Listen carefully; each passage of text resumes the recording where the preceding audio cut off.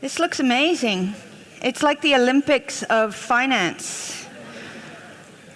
Really want to thank Silwerskerm, the people at MNET, kykNET, all of the people who made this possible, the finance team at FNB, R&B, all my partners at Wesgro, some of you are in the room, everyone who made this fourth finance forum work. And we had to move it from the building, the big tall glass tower on the 28th floor, because we burst out of the seams last year. We had too many people.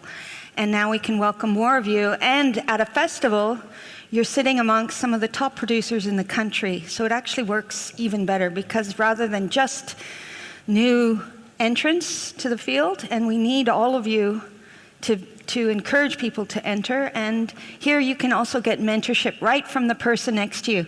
So while we're settling in, just turn to the person on either side and just say, "Hi, I am," first name.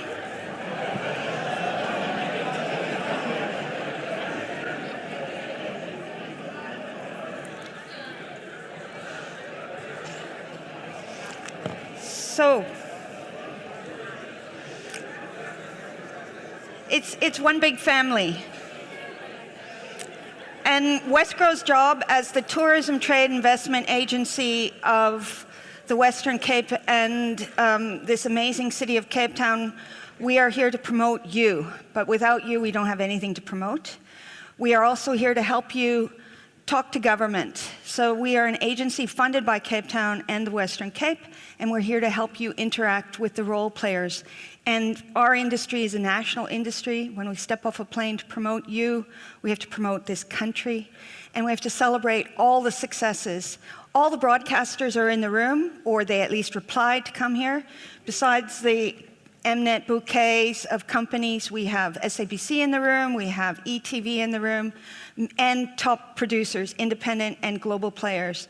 Please meet them, just like you did now. Thank you very much. Keep your energy up, keep smiling.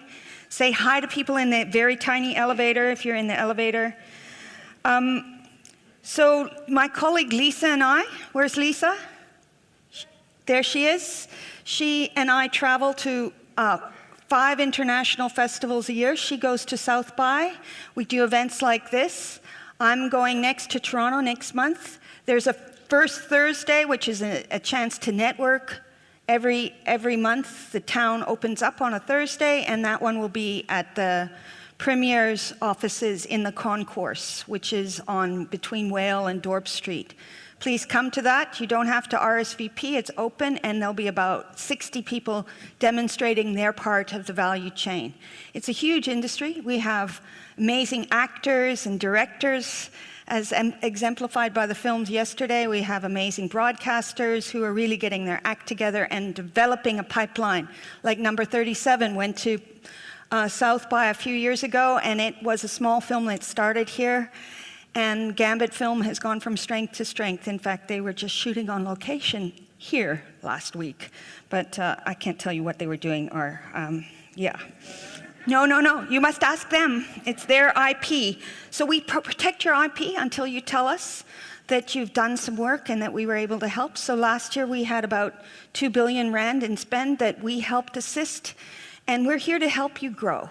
So that's our job, to make your jobs easier, but we have to work together. And when you have joined a professional association like Documentary Filmmakers Association, Writers Guild, SWIFT, Women Working in Film and Television, all of these amazing associations, independent producers, and you're working together and celebrating each other, it does make our job easier. And I think everybody wants you to grow, because if we can have breakout franchises from here, then it'll be more work. The Cape Town Film Studios, which we own 10% of, in trust for you, is an example of best practice in global facilitation, but that's just one part of the value chain. We have small people doing amazing games, and they're keeping the lights on for 2, 3, 4 families. We have Triggerfish, our Pixar. 150 people are working out there. We have post-production companies like the Black Gingers doing mega post-production, and we have smaller companies doing really small, intimate production, and amazing musicians, etc. We need you all. So we're here to celebrate you and promote you, and that we want you to do it and do it right and be in business. And that's what this is about. This is a business. We need you to keep your lights on, and we're going to find out from experts what the ecosystem is. So without further ado, I'm going to call up the first, and all protocol observed. If I've forgotten somebody to thank right now, I'll do it in between. First, Rand Bank Exchange Controls. Tracy Bota will tell us how to do it right and give us a few bleeding leads, I'm sure, because she has a few horror stories as well. But maybe you won't give us that this time. But a few people have told me they're going to tell us horror stories. And that's what we need. We need the right stories to do the right job. Thanks, Tracy.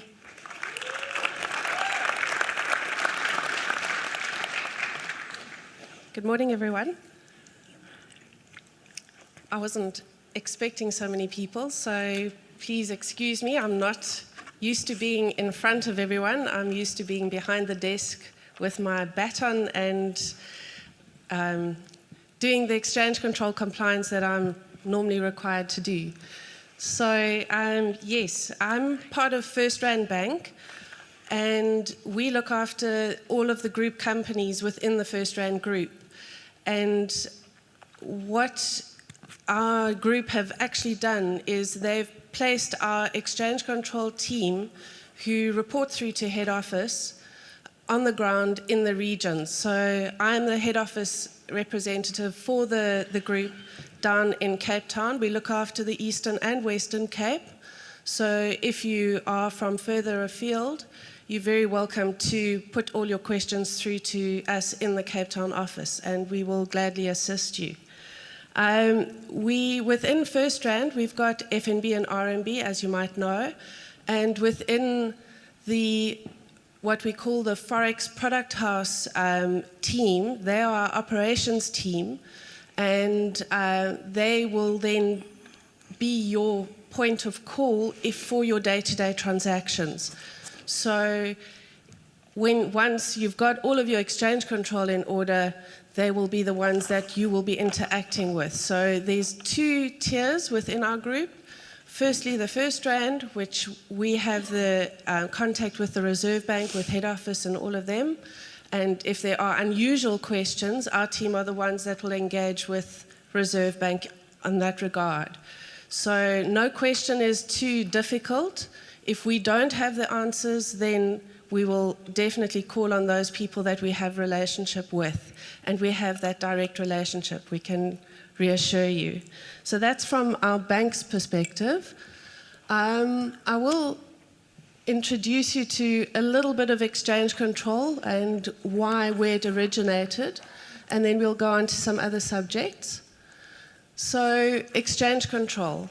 This originated way back in 1939 when we were still the Union of South Africa. And as part of the British control that they wanted to have ensure that our South African economy was protected because of all of our resources that we have, natural resources, our skills, etc. When we became the Republic of South Africa in 1961, the exchange control regulations were then enforced or put into place. And it's on those regulations that the exchange control policy is based. Now we know through the years, we went through tumultuous years, and there were very strict exchange control. We went through financial rand, we went through special restricted rand. I think our travel allowance was 4,000 Rand a year, that kind of thing. So although as the years went on, it increased in value, we were still very much restricted. But then in 1994, when Mandela was released from prison and he went into government, it was then that the government, well, it was before that, but that's when it became a concrete milestone that government started looking at exchange control and how could they release it so that the man on the street was not so restricted. And basically today, for the individual on the ground, there's not much exchange control. Yes, there are limits in place, but that is because we need to still ensure that people are not just exiting funds and the South African balance sheet is too is impacted too badly. So they have made good use of those opportunities to relax exchange control, and the banks have really stepped up in the game and understood and interact with Reserve Bank to exercise their mandate that they are being given. And First Rand being one of them, Standard, Nedbank, all of the banks actually have the same mandate. But we work very closely with Reserve Bank to be able to enable business to do what they want to do. So if the rule within the exchange control manual, the authorized dealer manual, states that yes, there are certain restrictions, please don't take that as the final call. Interact with us so that we can have a look at your situation and see how we can help you. Because in all instances, Reserve Bank is wanting to make sure that we are enabling our clients to bring investment into the country, to expose our country to the wider world. And we have such a beautiful place that we want to do that. But they've also made the manual available to us, and it's available to everyone. You're welcome to go to the website, Reserve Bank website, and you'll see there's the authorized dealer manual, and there's certain guidelines that are available to individuals and to companies.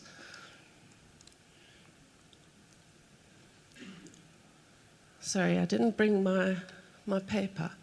So what do the rules mean for the film industry? So there are various factors that you've got to consider. There's, first of all, I think in terms of the DTI, if you want to avail of their rebates, you have to have a special purpose corporate vehicle. And then as far as exchange control is concerned, you are, as a production company in South Africa, you are obtaining funding from abroad in most instances. And you might have foreign expenses that you want to pay. So you don't necessarily want to convert all of that cash, that foreign currency, into rand. So you would want to apply for what we call a CFC account. You would also need an authority to pay expenses, cross-border expenses. And at the end of your project, you'll have surplus funds that you'll need to return offshore, as well as DTI rebates.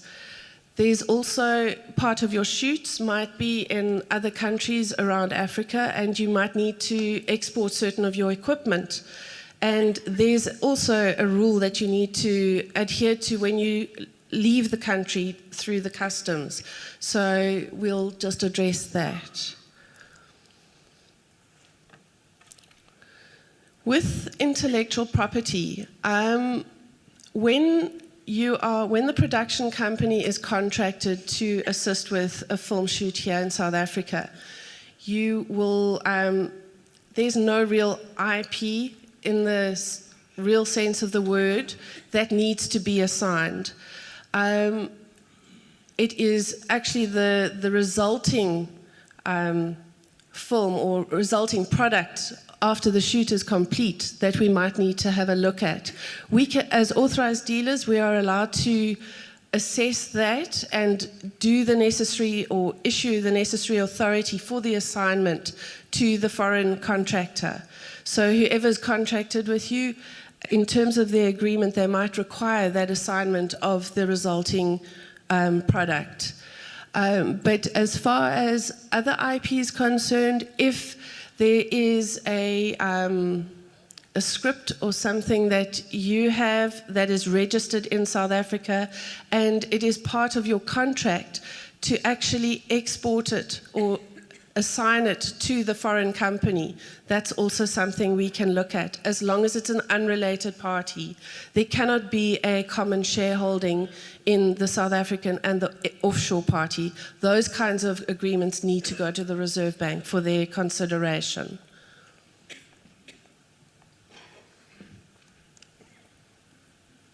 Right, as I mentioned, there's what we call a customer foreign currency account.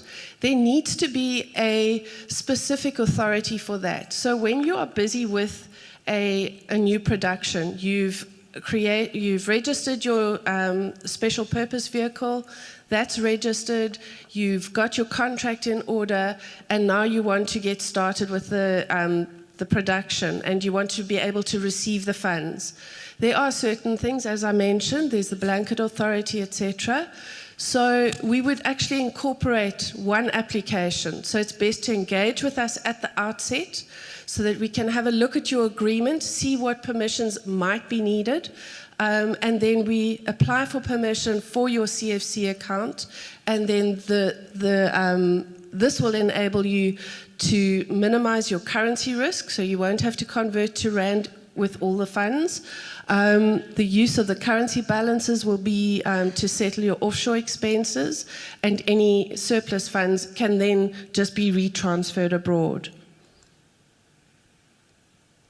With the blanket authority, as I mentioned, we do it together, and most instances are very similar. So we will ask for the required permissions that are applicable to your situation.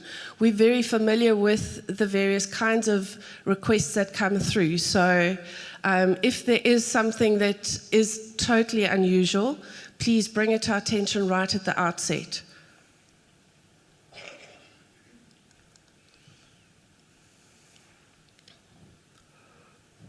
As I mentioned, where there's a formal agreement, please bring that to our attention. We are mandated to review those agreements. There are certain criteria that we will look for. And if it's out of the ordinary, we will go to the Reserve Bank. Otherwise, it's something that we can authorize and review. And that normally takes about, for an internal authority, that's what we call it, it'll take about 5 to 7 days. But 5, normally we adhere to the quickest possible.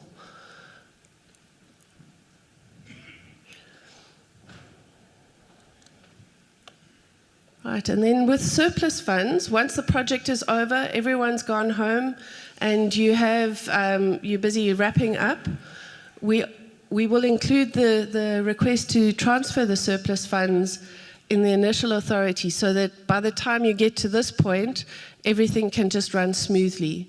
So we would require confirmation of all the funds received, but if you've been engaging with us from the outset, our team within the operations, they will keep track of this as well. So if you're working just with the one bank, they will be able to collate this information. Then we will need a cost report just to confirm what you have spent, and then an auditor's letter just to confirm that, the introduction of funds, in other words, the utilization of the whole project. And then also your documentary proof of the DTI rebates, that needs to be supporting. Right, and this, I think everyone is familiar with it. I think I'm speaking to a experienced crowd. But the DTI have the requirement for the SPCV account, and we actually, I think it's much better for keeping track of project-related expenses and income.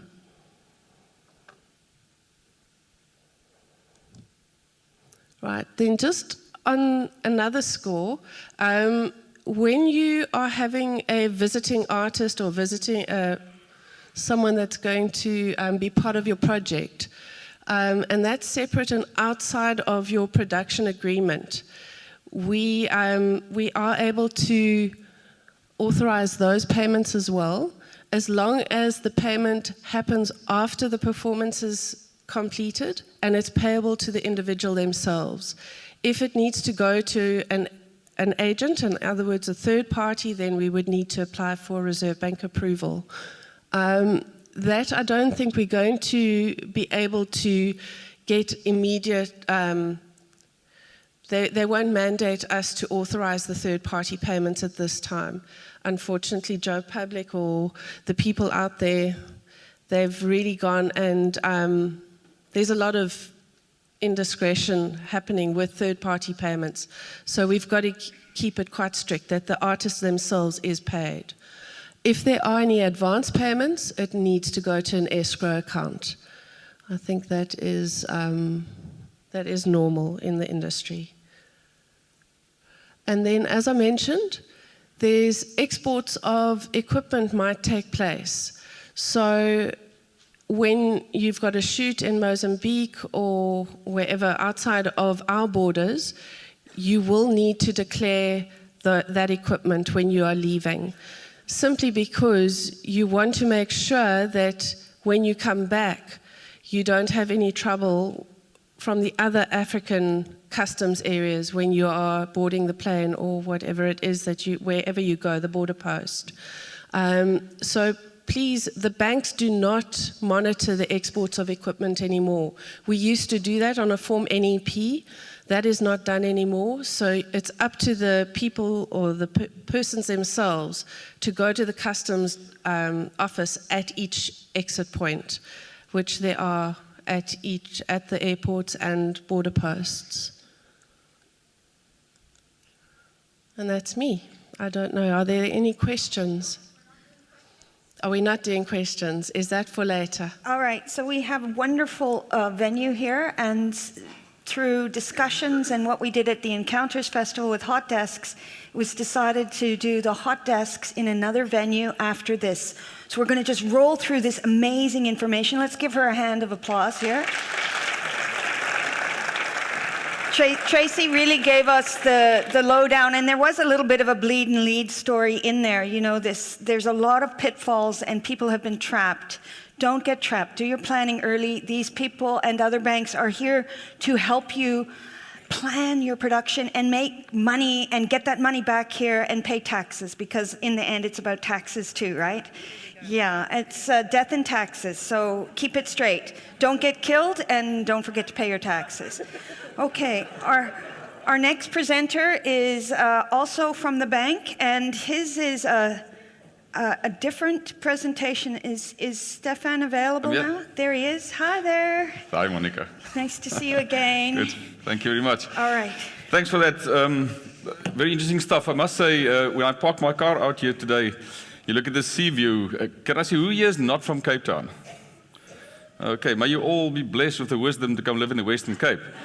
So it's awesome. I must say, I thought about my favorite little character, Peanuts, where Charlie Brown sits next to Snoopy and he looks over the sea and he says, you know what, we only live once. And then Snoopy says, no, you're wrong, we only die once, but we live every day. Aww. So yeah, today when you look at the sea view, we live every day. So you guys help us relive a few days with all the stuff you do. So thanks for that, and a big thank you to Wesgro, really awesome stuff that you guys do.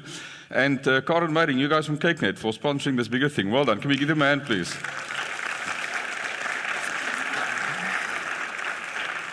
It's good to see people invest in South Africa, invest in the industry. So my presentation is a little bit about funding of the industry, but more about the innovation in finance. So bear with me, I'm going to try and show you a few different kinds of things. And Tracy mentioned some of the stuff we're involved in. Often people just think about FNB, but we've got all these different brands that we do, and we actually do anything and everything you can think of in financial services. So hopefully we'll touch on a few more things there. We can also now help you in the UK with Aldermore Bank, one of the names up there. We bought them last year, so if you really have needs there, we can also assist there. But then a total different angle quickly on the world that we live in. Now on the screen, you'll see some interesting names, and it's all about how the world is changing and how we are changing, and how hopefully all of you will buy into the fact that we should all be changing and grabbing this new world. So on the screen, you're going to see something interesting now. And I thought, since you're in the movie industry, I should show you a little movie. And it's the top companies in the world in the year 2000. Okay, so go back to the future, the year 2000, top companies in the world. And now you're going to see a few interesting things happening. Firstly, that the names will change, the players will change. The second thing is that the scale is going to recalibrate. So as the years tick by here on the bottom left, you're going to see how the names start changing. But it actually goes pretty slow for the first few years. And if I have to ask you now who the biggest companies in the world are now, who would you say they are? Okay, give me some names. Who's the biggest companies? Apple? Samsung? Okay, most of them are not on the screen yet, eh? Okay. So look how the world's going to change now from around 2009-10. You're going to see Apple, okay, Google coming up. Lots of excitement about that, eh? Can't see this thing. Data.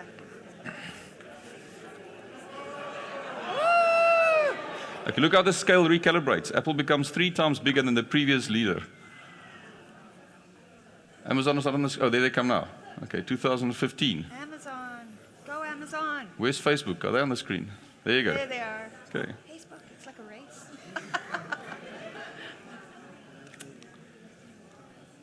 Good, and it ends there. So year 2018, now what has happened since then is that Amazon overtook Apple as the biggest company in the world, the biggest brand, the top brands in the world. And the point there is that these guys are obviously doing something different. For a few hundred years, in fact, for the last 100 years, Coca-Cola was on top and sort of General Electric, and now I see they've got some real trouble. And then they were overtaken in a few years by new players. So if you look at the top companies in the world now, on this side, you've got 2008, 10 years ago, and 7 of the top 10, or most of them, are petrochemical companies. And then you go to the left-hand side, and you get the new ones now, and 7 of the 10 are not technology companies, they're platform businesses. It's a very big difference. And you saw all the names there, Apple, Google, and so on. So what is a platform business? So it's where you have digital communities doing business with each other. They have a platform where they can do everything with each other. So the best example, all of you use Uber, or hopefully use Uber and Airbnb. You do everything on the platform. So they've got your details, you pay, you book, you rate, you phone, you order your food, everything on the platform. And that's what platform businesses are all about. And you can see that they're busy taking over the world. So Apple started, well, they actually became great because music was expensive and they broke these langspelplate into shorter bits of music that you can buy. But now they're disrupting everything else. Your industry, our industry, the working environment, everything we do. And you can think about Uber. Uber, we think they're disrupting the taxi industry. That's a very small piece of it. They're actually disrupting the building industry. Because why do we need garages at our houses if we can Uber everywhere? Why do we need parking lots at shopping centers if we're going to Uber there? So you can see how they are disrupting and the unintended consequences, sometimes very positive, of a lot of these platform businesses. Sorry. Clearly, they're here. Good. But you can see how they're disrupting. Now think about Amazon. Amazon started with books, selling books, and now they have 300 million products on their platform.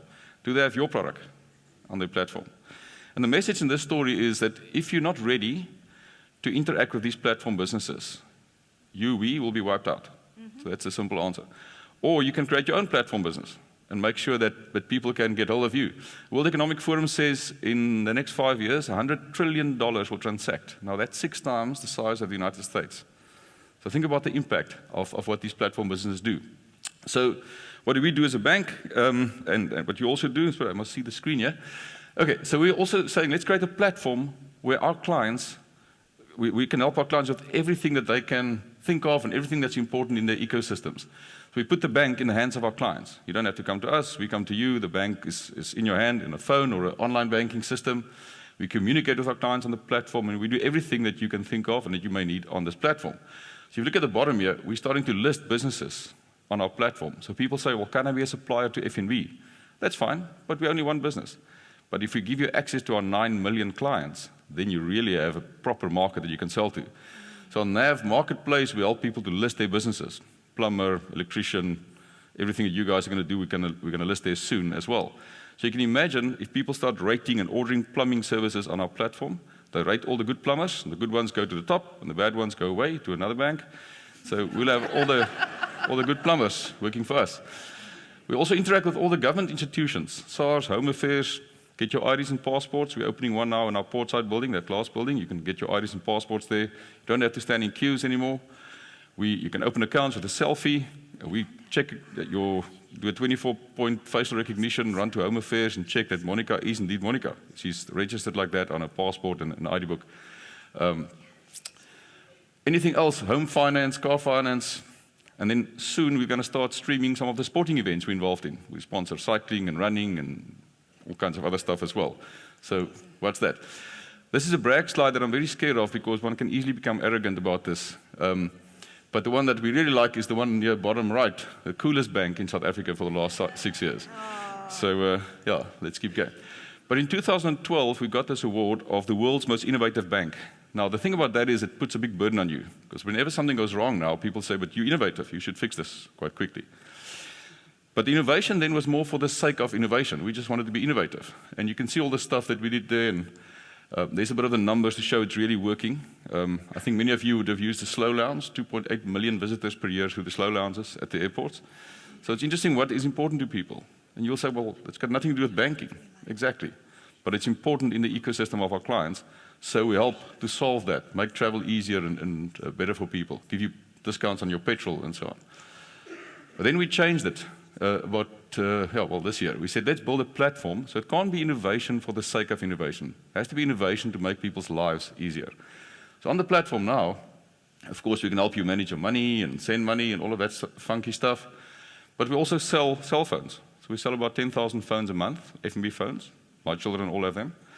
FNB SIM card. So my SIM card doesn't say Vodacom, MTN or Cell C. It says FNB. So we do about 700,000 people now on our cell phone network. 10,000 phones a month that we're selling. And many other things like the cars and stuff. So there you go. That's the phone. It's Android phone, just like any other Android phone.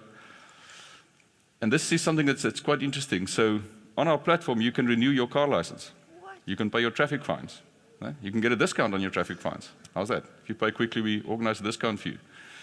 250,000 cars. I bought a new car the other day. They loaded it without me knowing, because we interact with government the whole time. And we load it up there and you can renew it. No more queuing in government institutions. Now, home is interesting. So if you want to buy a house, you go to that house, take a photo, get a valuation done, get yourself approved for a home loan. At that very moment, instantaneous, walk in as a cash buyer. So right now we're doing 1.6 billion a month payouts with no human intervention on that basis. So can you imagine how quickly and easy it becomes now to buy a house? So I can go to one of your houses and value it and walk in as a cash buyer, né? Or your neighbor's house. So people normally want to do, what's my neighbor's house valued at and can I buy it? Okay. And then the latest thing is QR codes. So who here uses Zapper and SnapScan? Okay, great innovation. Well done to the guys. Now it's interoperable, so you can use our QR codes, our scan to pay to scan Zapper, SnapScan, and a few other ones, and they can scan us. And if you're a small business, you can generate your QR code, go to somebody's house, he pays you right there on this app. So really becomes very interesting. Let me park there for a second before I go to all of this. Quite often in South Africa, we're very limited in our thinking. We don't realize how much we can do with so little that we have. So a few years ago, we sent a couple of people from this industry, South Africans, to London for a conference there. After a year there, after a week. Sorry.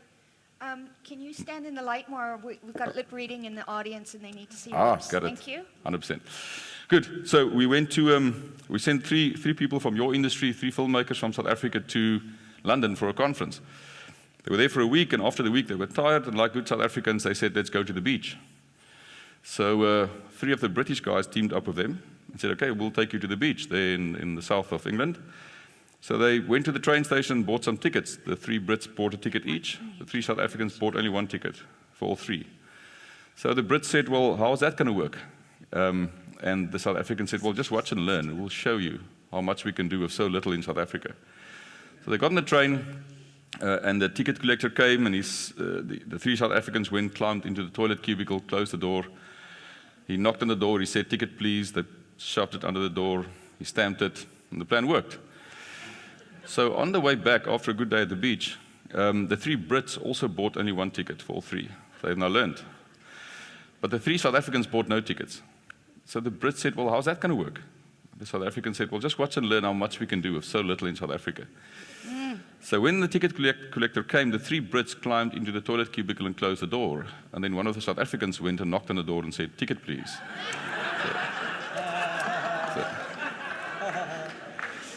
The point of that story is that we can do a lot with so little in South Africa. It's not a true story. It's not a true story. But it is based on the principle of innovation and entrepreneurship, and often using somebody else's strengths as well to further our industries and what we do. So in our industry, we also work a lot with partners, other people that do funding, and we co-fund and help and work with them. That's the one. But we also fund normal businesses every day. So people say, are you doing film funding? Well, we fund anything. That's the short answer. Of course, we look at certain principles. Is there normal cash flow? Is it profitable? Is there equity and stuff like that? And then we try and find other ways to strengthen it if we can't. So we team up with other companies to try and do funding of different businesses. So on the screen there, just a few simple things. We give loans to businesses. Something that may be very relevant for you is something we call single invoice discounting. So you've got a big contract from kykNET, for example. You've delivered. Now you wait a couple of days or months for your money. We can discount those invoices. And we can also do lots of different funding for local and offshore companies that you may have done work for. So come and chat to us. You'll be surprised about the innovative plans that we come up with. And of course, often you get funding up front and you've got to park that money, but you need it available quite quickly. We've got this interesting new innovation called the 48-hour product. Now, what's interesting about that is that we figured out that people leave the money there actually for about 40 days. So yes, it's 48 hours available, but we give you a funding rate, a deposit rate, as if you've left it there for 40 days. Because that's the behavior we've modeled through our actuarial models. So you get a great interest rate, but the money is quickly available. And quite often, I know this industry works like that. You get pre-funded, and you've got to park the money and use it as you progress. Then, this is just on the app, just a demonstration of all the different things that you can do and run your own business. Because the last thing you want to do is have to come into a bank to go and ask for something. Right now, we're trying to get rid of all emails, because there's so many scams where people hack emails and so on. So soon, we're going to get rid of all emails. We're not going to send you emails. We're going to talk to you through secure chat on our app. So there's no risk of anybody hacking you or getting to your money. And over time, I think everyone will progress to that stage. So you can see, back to the old platform theory, how important it is that we're all on a platform and that we can interact with you and really help you with that. This is a video that, Shamil, I think you're going to have to help me with this one. I see we have a bit of time. It's about the Olympic Games in Japan. Shamil, if you can play it from that side. I don't think if I click it'll work. There you go. So, again, it's about the whole platform theory. And what this is about is that Japan realized that they're far away from everyone. So they've got to get your information and get you there. And once they've got you there, they've got to make it nice and easy for you. And then they've got to get you back. So on this movie, you'll see, firstly, they go for all the green stuff. They make it interesting. They recycle cell phones and stuff, and people donate to it to make it really a green economy, because that's where the world should be going. Okay, that's the first part. Then the second part is that they capture information, and they invite you back, and they really make it smart for you, so that they have you on their platform. Driverless taxis. Who of you are volunteers for driverless taxis? Not in South Africa, maybe, but or maybe exactly in South Africa. We should have this. Okay. Look at this. Look at how many people volunteer to be on driverless taxis in Japan. So shouldn't we be doing all of that? Now you can see if you've been in this taxi, if you've paid by phone or with the app that they will give you, they know which restaurants you've gone to, they know which hotels you stayed in, they know everything about you, and they'll integrate with their government so that they can talk to you again and get you back into their country. And the whole logic here is that they say, let's be a platform business. Let's get you onto the Japan platform. So the concept of a platform is not unique to Netflix or Uber or banking. It's a concept we should all make peace with and build, and either say, I'm going to have my own platform, or I'm going to interact with somebody else's platform. But that will make my business successful. Good. That's my story. Thanks very much for your time.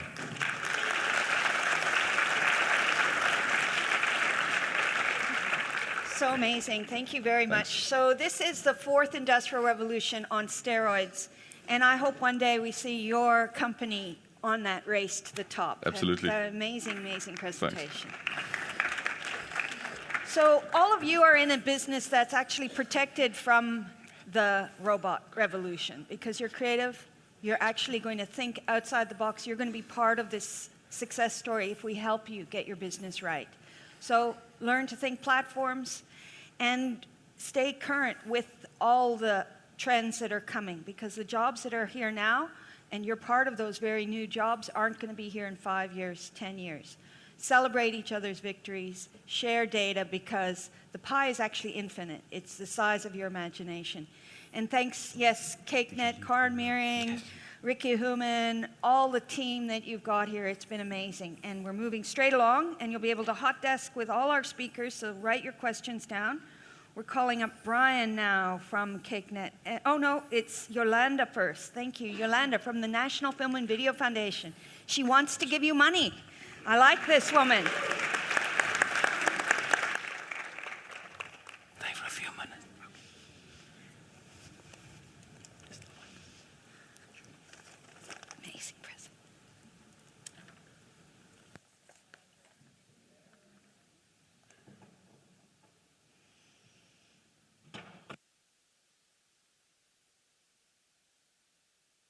Hello. This is so daunting. I thought I'd be presenting to like 20 people or something, but I'm glad you all came. As she already said, my name is Yolanda Ngokotona from the National Film and Video Foundation, and we are an agency of government.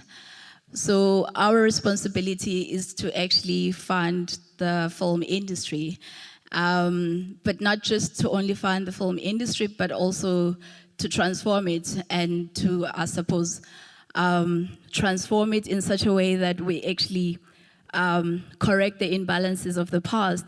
But over and above that, it is to actually make sure that we have South African films that are produced and can also travel the world. Okay, I'll just take you through this.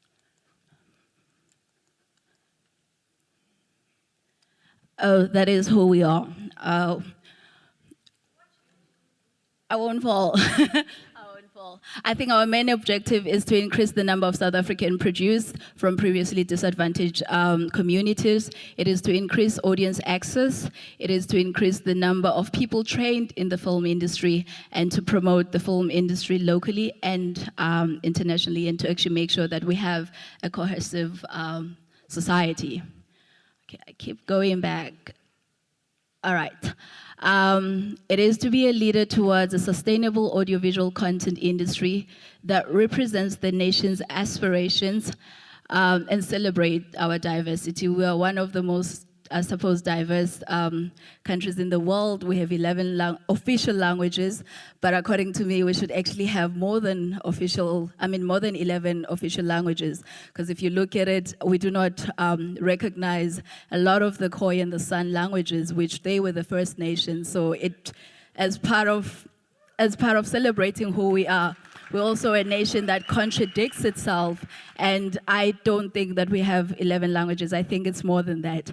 And we also we collaborate with other stakeholders and develop and promote a transformed industry. That's so some of like our pillars is to transform the industry, as I was saying, and transformation is race, and it is also gender, but it is also disability.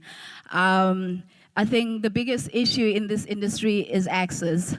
Transformation of gender is that this is a male-dominated industry, and men have always been leading it, but we also want to create opportunities that enable women to be able to be at the forefront of the industry. We want women to actually be the key creatives. We want them to be the decision makers in production houses. We want them to be the owners of post-production facilities, and everywhere where we cannot find women or where women are there and they are the ones that are taking the lower jobs, we want them to be the decision makers. Transformation in terms of disability, I think sometimes as people who are able and who we actually forget that there are people we need to be more accommodating. We need to be accommodating of people that speak sign language. We need to be accommodating, and I think we can do more in that. Transformation in terms of color.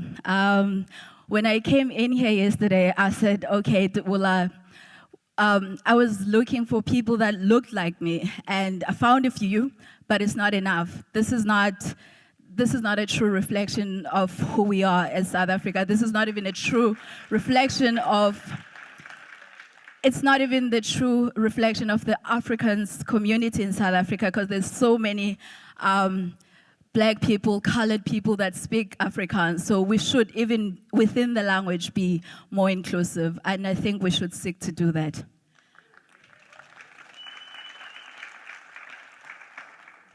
And we value partnerships, because I think is the one thing as the National Film and Video Foundation, we've realized that we don't have enough money. We fund 10% to 30% of each production, and therefore collaborations like this, collaborations with MultiChoice and kykNET and Mzansi, with SABC, collaborations with the Dti, they become very important to us. So what we now see ourselves is not just as people that fund, but is to actually create platforms where filmmakers can actually access more money than we can give. Like in Durban, about a month ago, we had a speed dating session that South African filmmakers could come together and pitch to international funders, and it was like a one-on-one thing, because we now understand that we cannot just say we are the funder, but also we need to create platforms for people to get additional money that we ourselves could not be able to give. I think one of the things that the National Film and Video Foundation does is to actually research. We provide a lot of research, and we've seen a lot of our research quoted internationally, because we'd like to find out what's happening on the ground. We'd like to find out if this industry is doing what it's supposed to do. Are we employing people? And where are these people that we are employing? And who are we accessing? And are we developing audiences? And are we sustaining that audiences? So if you want our research, you can always go online. We always have a topic that we're researching. So these are our funding streams. We fund bursaries for students who are looking to study film.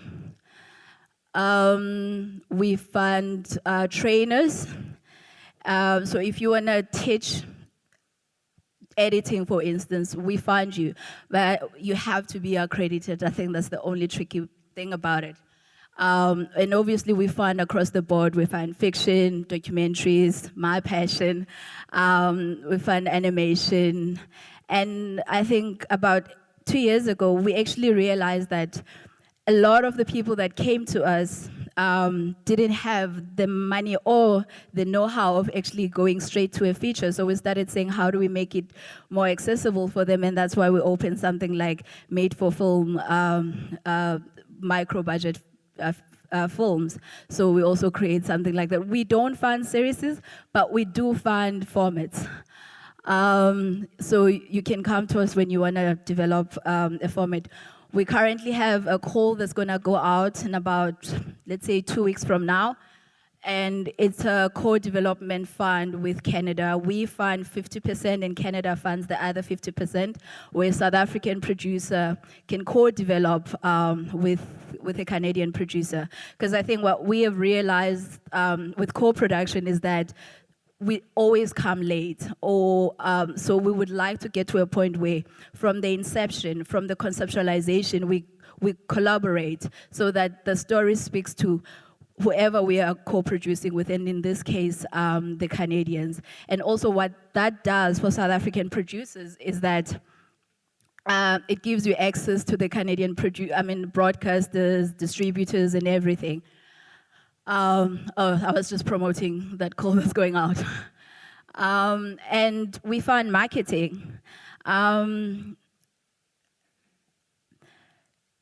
In funding marketing, I think in the past few months, in marketing, if you have finished your film and you're looking for money, we fund that. We have about 250,000 for that to come to us and get that funding. But over and above that, what we are now doing is to say how, like, we're not only just going to fund your film, but we will help you promote it. Like, whether we funded a film or not, the platforms that we do have to promote South African films, we will do it. I think we tried doing it at Cannes, where anyone could apply to actually be part of our catalog, so that we don't only sell the films that are funded by us, but we sell brand South Africa in terms of films. So when we do go to the festivals, you can speak to Lisa or everyone, and then Lisa and Monica, and give them your films, even if we didn't fund it, so that when we go out there, because once we leave the borders of South Africa, we become South Africa.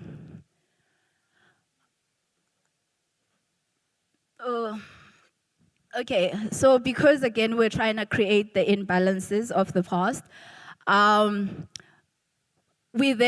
but also besides that, we actually realized that when we do fund, or in the past when we did fund, it was the same people that were getting the funding, right? It was the people that are more experienced, and we thought, how do we give the small guy a chance as well? So we created the tier approach, where tier 1 is the most experienced producers, and that would be from 5 features going above. And we cap that so that if you're a tier 1, you can apply for the money that's available there. And then we went further to say, okay, let's create a platform for tier 2s, which are the medium guys. So if you have 2 short films, you have TV work, that's where you fall in. And then we created tier 3. Tier 3, new students from film school, people don't really have much experience in the film industry, people who are looking for calling cards. And these are our caps for tier 1 and tier 2. It's 1,000, sorry, it's not 1,000. It's 1,300,000. And then that's for tier 1 and tier 2. Oh, sorry, I'm in development. Sorry, guys. Okay, those are the caps for production. It's 1.3 for feature films. For documentary features, it's 3.5K. And for shorts, it's 200,000. And then if you're a tier 3, obviously, of course, it's 150. Made for TV, 200, and web series, to 200 again. And then in development, feature films, across tier 1 and 2, it's 200K. Documentaries, 150. Shorts, 100K, and formats and animation. Shorts at TV formats at 200 and animation at 250. And this is just the breakdown. So on co-productions, we co-produce with, we have national official treaties with 10 countries now, Brazil being the last one that has just been added. Oh, sorry. Where is the co-production? Okay. We co-produce with 10 countries as of now. And co-production helps with raising funds because I think, again, we understand that we want to make films with other nations, and also where we do make films with other nations, they tend to bring the money as well. So we are, if you want to do a co-production, we are looking to support people who want to actually work towards co-productions. And this is our application process. So we issue a call, you apply online. We rarely take anything by emails anymore because I think we've migrated online. And since we've migrated to online, we've moved from receiving about an average of 50 applications to receiving about 1,000 applications per call. So I think that has changed the playing field a bit because now it has become more competitive.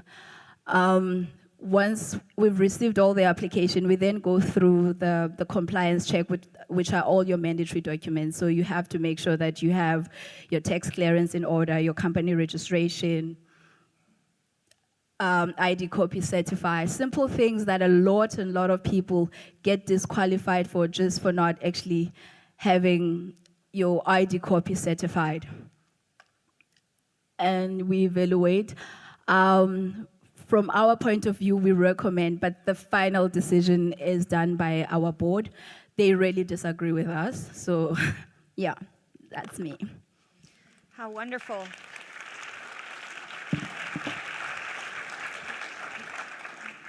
Thank you very much, Yolanda. And we didn't want you to have another accident, so thank you.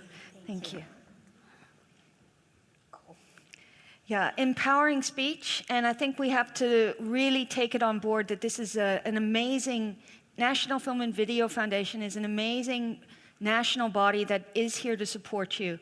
And part of our job is to make you ready to apply. So we just try to help explain it, we make sure they're safe places, we help pass information up if it hasn't been heard, but they really are trying. And we've just heard they've gone platform, so well done.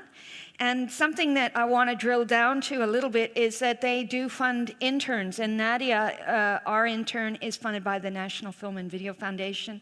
So thank you for that, and if you're big enough, do get one of these interns if appropriate. They really are top young graduates, highly recommendable. They often get headhunted while they're still being interns, not by us, but by people with money.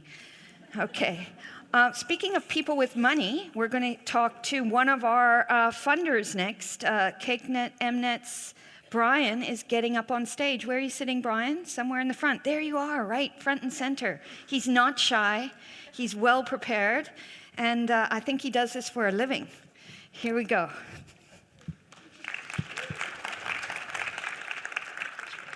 Brilliant. Good morning, everyone. So it's actually quite nice to see a pretty full room for finance. I think it's refreshing to see that people are wanting to hear from finance and not being forced to hear from finance. So a bit of background on myself. I am Brian Nieboer. I'm head of finance for the general entertainment function of MultiChoice. That pretty much covers all content that you see on television, excluding sport. So that will include our turnaround channels, for example, a BBC or Discovery, as well as Mnet and Showmax, where we actually engage with the industry to produce the content directly and then package the channels ourselves. So getting into MultiChoice and kind of what we see our role is and how important local content is, this is just a couple of facts from our integrated report that was released now at the end of March. So we really do see local content as a key differentiator for our business, and we really do engage with the industry and really want to drive this as a key part of our strategy going forward. We have been doing a massive transition in terms of our spend around local content and trying to really push more money towards that direction. As you can see up here, if for the financial year ended 2019, we did about 4,600 hours of local content in that year. To give you a reference point of that, that's about 192 days, 24 hours a day, 7 days a week of content that you would literally be able to watch non-stop. What we currently have in our library is about 10 times that. Of our total general entertainment spend, so that includes all our international content spend, excluding sport, about 40% of that is directed towards local content spend. So it really is a big driver in our business.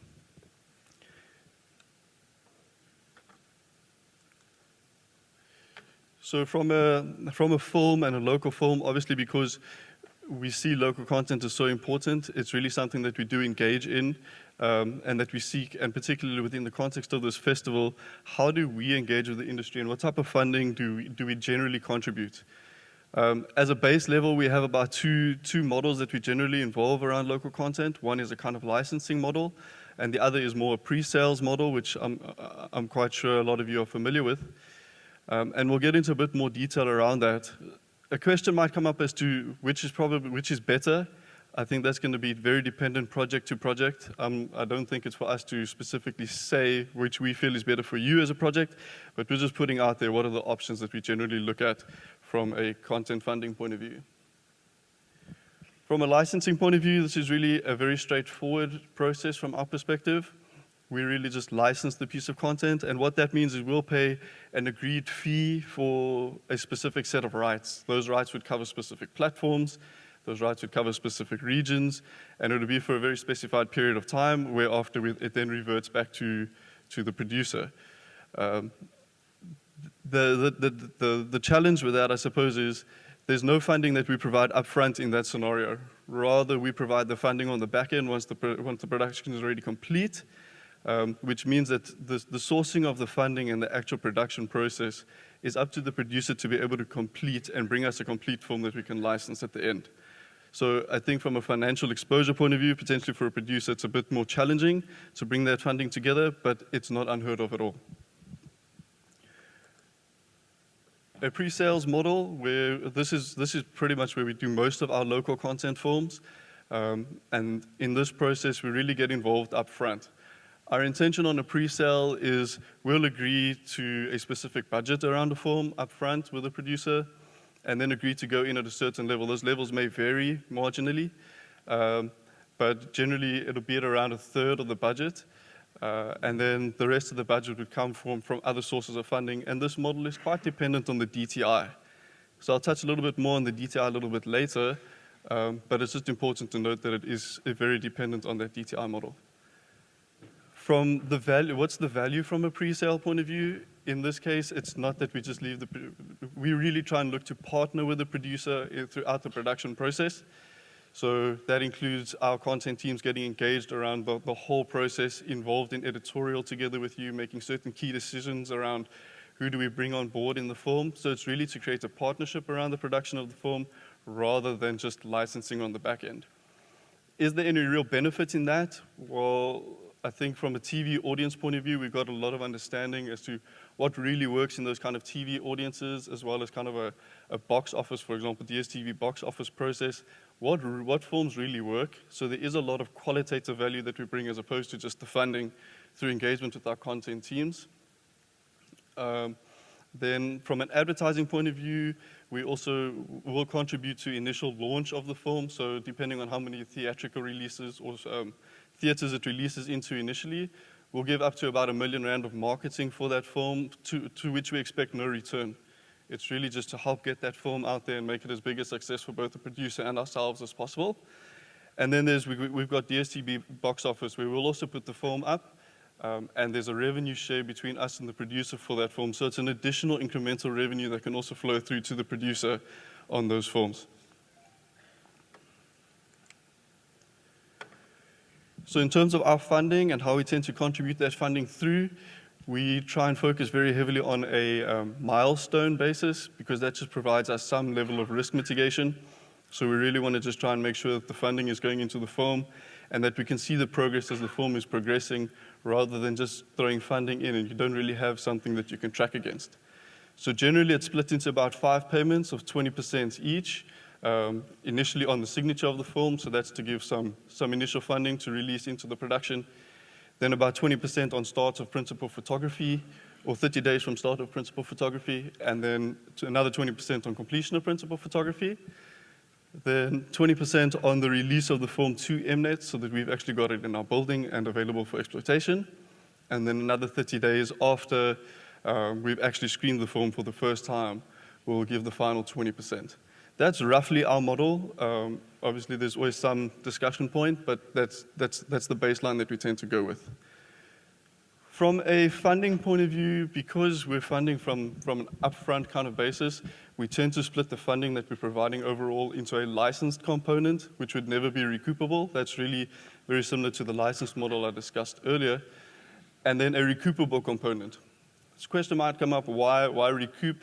You're really just a broadcaster. But there's a lot of additional time, investment, and risk that we've taken on the film up front, because we can't see a finished product. We're working through the process with the product, taking financial risk on that product, and therefore we're looking to create some kind of incremental return. And ultimately, we don't hold any IP. So the whole IP of that film sits with the producer.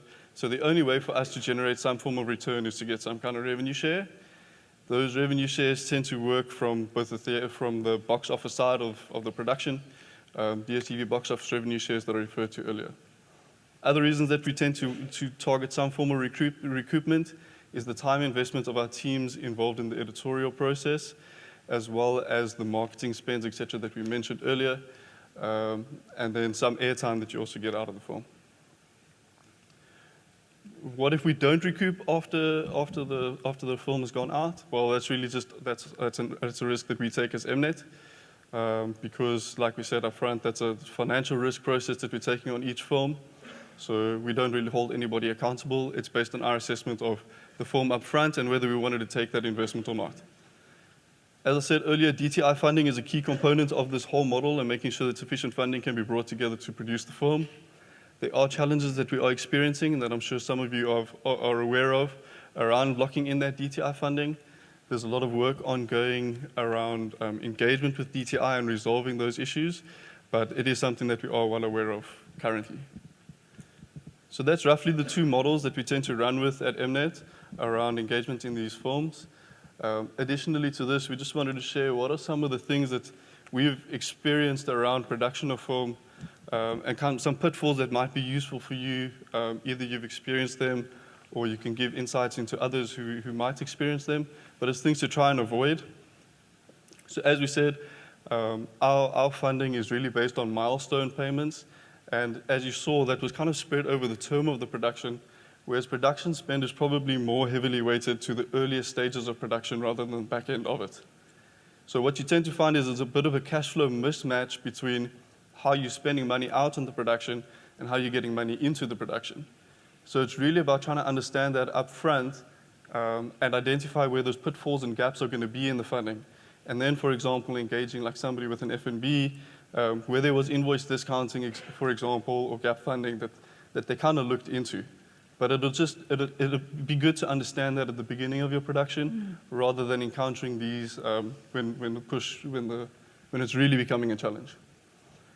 Then overall, the whole objective of a project or a film is probably to make some kind of revenue and return for you as a producer. And what you might find is a lot of the revenue estimates that you get in when you're assessing what's the potential for return on this film, they'll tend to be bullish, as any salesperson generally would be. They're really trying to make the sales and show you the best sales estimates that they possibly can. But just be cautious that potentially those are optimistic. I'm not saying they're not achievable, but they can be optimistic and create false expectation. So just keep an eye on that and kind of do some sensitivity analysis with your advisor or your accountant around, at my cost base, what is a break-even point for this film? So that you can understand relative to the total sales being projected, your break-even point is at 50% of those sales or at 90% of those sales, so at least you know where your risk profile is sitting. Just an important point. Again, linking to the first point around cash flow, so DTI final payments tend to be subject to an audit at the end, and which can delay the process a little bit. So it's really just, again, understanding that cash flow gap and then working with a business advisor just to make sure that your Qscape expenditure is correctly managed, just to make that recoupment process as quick as possible at the back end. And then generally, like I said, the overall objective is to make money out of the film. So what you might find is the actual date into which you release into theatre, depending on what else is available at that point, could influence the return from a revenue perspective in terms of how that film performs up front. So it's really about working with the distributor and just understanding what other films are going to be released in relevant blocks, what international films are coming, and where's the best gap to release your film to optimize its revenue return. Because that will create a longer tail of revenue and a much bigger upfront for your film. That's really it from us and from MNET. Thank you very much.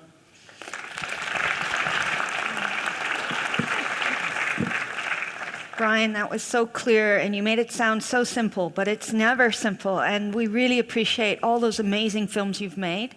And you'll be able to meet not just Brian, but the whole team, Keon, in the hot desks area after this. We'll have a professional MC give you directions and tell you about the lunch packs and how we're working all of this. But I want to just give you all the speakers a big thank you for being on time. We've caught up to our slightly late start. I will take this time to do another commercial break. Africa Halal Week is coming up. Anyone who's looking at doing African animation, maybe with a more family-oriented model, we have a world expert coming. We have also got some producers who are working on that family-friendly, more socially open kind of cooking shows and so forth, just to think out of the box. You don't have to go like crazy, I want to say sex and blood, but you know what I mean. And also access, think access. I want to thank the interpreter that we have for the our deaf filmmakers. There's a lot of stuff around education, edutainment that we need to look at. And don't forget, I was in a presentation a few years ago for audio description. Don't forget to consider adding an audio description track. Have you been on a plane and pushed audio description? I'm lucky, I'm not blind, I'm not deaf. But if you listen to that and if you budget it and put it in, you will have up to 25% more screen and distribution available. You will make more sales. So put it in early, get a professional writer to do that, and the descriptor makes your film accessible in a theater because they can have an audio description track and listen to the full film soundtrack at the same time, because the description happens in between the dialogue. It's fascinating, and I absolutely love it. In fact, I try to go to sleep listening to the movie now, and it really works. If it's a really commercial film, it'll put me to sleep. If it's a really arty film, I'll stay awake. But meanwhile, I've had a bedtime story beyond all bedtime stories. Okay, think money. That's what we're here about. Put all your assets down and cash flow it. If you don't know what discounting your paper is, MNET paper is very heavily backed. A lot of people want to give you money towards it because they know once MNET comes in, the money will be there. So they'll give you that money up front to help you close the gap. They take a piece of it, but that's discount. All right. I also have to tell you about the first Thursday again with more detail. My colleague Lisa, who's also an African film commissioner, has given me my marching orders here. When you go to a first Thursday in the premier's concourse, you will have access to all the MECs in this province. They will be there for 5-minute moments and connections, and you can have access to people. And speaking of 5 minutes, the hot desks, it's only a 5-minute, maybe 10-minute, because you have to just line up and make your case and then move on to the next person. Make that connection. That's what you did at the beginning here. You started shaking hands, you started introducing yourself. You might have been next to Video Vision, or to a Kalahari film, or to one of the smaller companies. You're making connections, and this is a connection industry, and we have to keep sharing that and growing this industry. And learn from the more experienced people and pull people up behind like you were pulled up.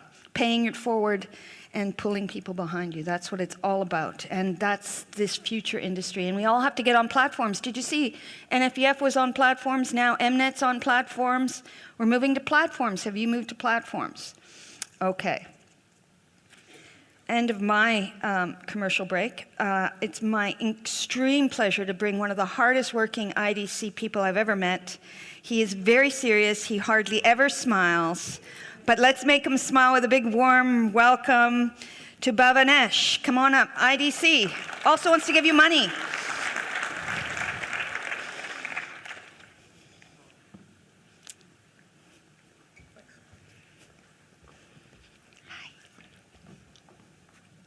I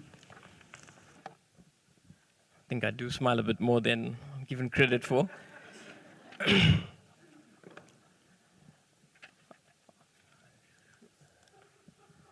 All right, so just quickly, what I'd like to cover is just two aspects in this presentation. The first half of it is basically how we fund, what we fund, how we look at applications when it comes through our door. And the second half of the presentation is just touching a bit on media and technology, and just some thoughts around that, just to share and introduce this discussion into the room. So. My apologies, my presentation isn't as pretty as some of the other guys, but I'll try my best. This is pretty wordy, but the blue writing right on the top pretty much sums up what we are hoping to achieve as a media and audiovisual unit. It's to be a sustainable media and audiovisual unit within the IDC. So try and encourage bringing more productions into the country, try and create a book for the IDC which is sustainable, which is well balanced. This is just a high-level process of how we fund. So a deal will walk through our door. Typically, it'll get through a pitching session, or it will come through via an introduction. We do a bit of a pre-screen to see whether it makes sense, doesn't make sense to fund at a very high level. Thereafter, a decision is made whether or not to commit resources, and 2 or 3 of us will come out and interrogate a deal in pretty much quite a bit of detail. That's our DD. We present to a committee thereafter, and we sign legals and we disperse thereafter. There's been, I think, 2 large focuses of the IDC in the last 24 months or so, and it's been on two opposite ends of the scale. On the lower end, it's a new product that we've launched in the last 2 years in conjunction with the NFVF and the DTI. It's the EBFTF fund, so it's an Emerging Black Filmmakers Transformation Fund. It's largely for upcoming new filmmakers in the industry, and it allows easy access if you'd like to produce content. It's for budgets for about 6 million and below, and it works in a pretty cool fashion. Our focus is, in the last 24 months, has shifted a lot to slightly bigger budgets. In the last 2 years, we've looked at TV series of episodes valuing about $2 to $3 million each. And I think that's where a large amount of our focus has been. The intention behind it is pretty, it's to encourage larger productions to come into the country, make it easier for them to come down here, so they would be, greater exposure for the industry, greater exposure for the country, etc. So what do we fund? There's three main categories up there. The first is everything within the media value chain. So studios, production houses, post-production houses, radio stations, advertising agencies. So if it's content within the media value chain, that's what we're looking at funding. Within content itself, it's film, television series, animation, non-scripted stuff, so your reality shows, and alternate media, which is gaming, esports, VR. This is of particular interest to me and something I'll just touch on closer towards the end. So, without delving into too much detail as to how we fund and whatnot, there's two major pillars or two levers you need to pull when you try and access funding from us. The first is development. So when we look at development, what do we mean by development? Are you, as a business owner, as a producer, or whatever your capacity is, as an applicant to us, as an entrepreneur, for instance, are you serious about transformation? Are you looking at creating significant jobs? Is there significant female ownership that you're looking at bringing in?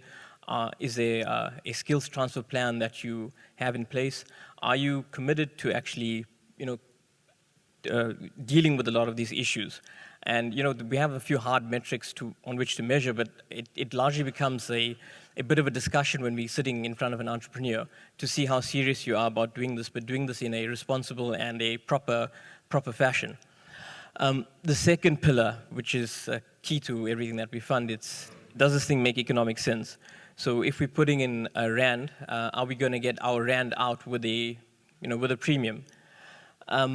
The three criteria that I've got up there is that, firstly, does it make commercial sense for the IDC to invest? Our team is made up of 7 accountants. So, we look at everything from a numbers point of view. Does a rand in make sense for us to actually put in money? Is the IDC's interest protected? So, if we are funding into a big production, are we sitting right at the bottom of this waterfall, or are we protected where we're coming up significantly high in relation to, I suppose, our risk and return? And the last thing is, our producers or the sponsors, the jockeys, the entrepreneurs, are they taking enough risk? Are they putting some skin in the game? Are they willing to defer fees, or are they willing to actually put in some equity? These are kind of the drivers for this discussion. When we go out to DD, there's these, I think the top 4 are the main I think disciplines that we look at when assessing whether or not a deal makes sense or not. It's marketing, technical, financial, legal. I'll run through them in very high level just to give an idea and a flavor as to how we assess deals. So from a marketing point of view, marketing being how you make your revenue. Do you have, for instance, and this is specifically with regards to content, I'm not looking at your media value chain and alternate streams at the moment.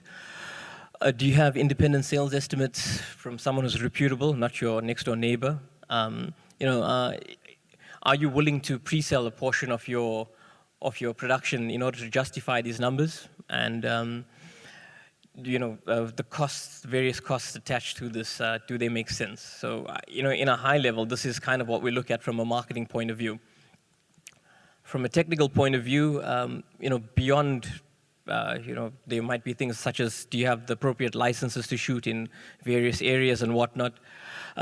It's largely to do with these three areas. So do you have a budget which talks to what you actually want to do? Are you looking at getting maximum value out of that budget? Do you have the proper creative team behind you? Do you have the proper management team behind you? Often we sit in front of management teams who come to us for funding, whether, again, it's in content or it's something a bit more tangible like bricks and mortar. And you can see there's no synergy between the players, when they're sitting and chatting to us. So do you have that kind of cohesion and, energy between you guys to say that, you are a winning team? From a financial point of view, the main things that we look at is are the IDC's interest protected. So the instruments that we use to fund are a venture loan. It's a quasi-equity instrument, and a cash flow facility. So if you need a MNET deal pre-cash flow, or you need a DTI rebate cash flow, we'd cash flow that with, in essence, a debt facility. Our pricing or indicative pricing is put up there. Is it cheap? Is it market related? It's risk based in essence. But the main thing is, are we protecting the IDC's interest, and do we see a return back on our money? That's just the first part of my presentation, and in essence, if you'd like to know what the IDC does, again, it's in these areas. This is what we fund. We're not a black box where people, you walk in and no one understands what we do. It's often the assumption. And if you want to unlock our funding, high level, this is how you do it. Be serious about development and show us something which actually makes commercial sense. Just while I have the time, I just like to just chat about this. It's something which is of significant interest to me, and I think it needs to be spoken a bit more, in areas or in conversations like this. So firstly, it's just around alternate media. So gaming in SA, we've got a population of about 50-60 million, of which 11 million are gamers. So it's massive. It's not small. It's a 3 billion rand industry which is growing year on year. Are we doing enough as local producers to actually create content locally? I'm not sure. Esports. If you look at the figures for esports is crazy, man. At present, there's about 450 million regular esports viewers. That's guys literally sitting and watching other people play gaming. It boggles your mind, but it's a $2 billion industry which is growing at 15% year on year, and it's largely untapped. It's largely untapped in Africa. Never mind South Africa itself. So and what's interesting is that the people who are watching and playing as part of that 454 million are largely millennials, so 18 to 34-year-olds, 60% women. So it's a demographic which advertisers really want to hit. But are we doing enough, or is that a space of opportunity? VR, and I'm just chucking this up there because I'd seen something pretty interesting in the last couple of weeks at an expo. There's a European company, a French-German or French UK-based entity called Wild Immersion. Google them. It's pretty cool what they've set up. So they've got these cameras set up in various locations in like Serengeti, Kruger, and whatnot. And they've created short, hour-long content which is shot with a 360-degree camera, and they then have pods set up. At the moment, it's largely in Japan and South Korea, and 1 or 2 select locations in Europe, where you go and there'll be like a lounge chair, and you put on a headset, and you are fully immersed in that location. You'll be sitting and watching a watering hole, and you'll see like animals come through and whatnot. And these guys are taking advantage of stuff which is right here on our doorstep. I found it fascinating, and possibly something that we, as another avenue, something that we should be looking at. And again, look, the IDC is interested in all of these things. If you come up to us and say, you know what, this is what we're looking at doing, and here's a plan to say, you know, it will actually make money back, we'd be happy to entertain it. Just the final part is, again, it's about just introducing these conversations into this room and bringing this back home. You know, we are known globally as late adopters here in South Africa. It's a moniker that we've been stuck with, which is, it's unfortunate. But you know, when I chat to filmmakers and speak to them about issues such as how do they see blockchain disrupting the media industry, you know, it was fascinating hearing some of the tech innovations from the FNB chaps. But how is this going to transform our industry in the next decade? This is happening in an extremely rapid fashion. There seems to be like a kind of reluctance to actually engage or to assume that this is actually going to come. But you know, I'd encourage you, there's a couple of names in brackets of here. Google these things, have a look at what they do. So I'll just touch on them very briefly. I think I have a couple of minutes. Yeah. So I'll just touch on them, you know, just highly briefly. So you know, blockchain with its sophisticated encryption, with its verification power, and its innovative mechanisms for reward is really going to, you know, push the needle in the media space. So you know, first point of the day is with regard to protecting IP and making your content trackable. Have a look at the I think that app called Monograph. Monograph. So what Monograph does is that you upload digital content to this platform, and it embeds a digital ID into your content. It could be a piece of art, photography, or music, or whatnot, and it gives you like a digital title deed to this. And you're able to track where this thing goes. If you want to enter into like licensing terms or whatnot, you can embed it into this kind of code. You know, at the moment it's working in a way. It's not fully functional, but it's hell of a interesting because it allows you as a content creator to see exactly where your content's going, who's using it, and fully exploit it to you know, to a larger extent. The second concept which is of interest in the space is micropayments. So you know, this is something which blockchain really brings to the fore, and they're the examples I'd encourage you to look at is yours.org and Steemit. So just high level what these things do, and you know why it's so like fundamentally like important to understand is that you on these platforms will upload content and you are rewarded in small bits of digital currency. So in this coin, I think in these cases it's Bitcoin Cash, for actually uploading good content. So it's rewarding you for uploading good content onto these platforms. But where it really starts to shift things is that it rewards the viewers or the consumers for their time in actually going and seeing it as well. So if you engage with that content, if you comment on good content, if you curate good content, it actually rewards you in the form of micropayments.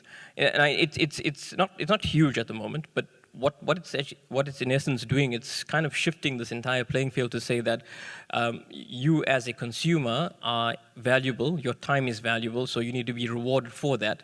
But what it's also doing is trying to cut out kind of the middleman over here. So it's creator going directly to consumer.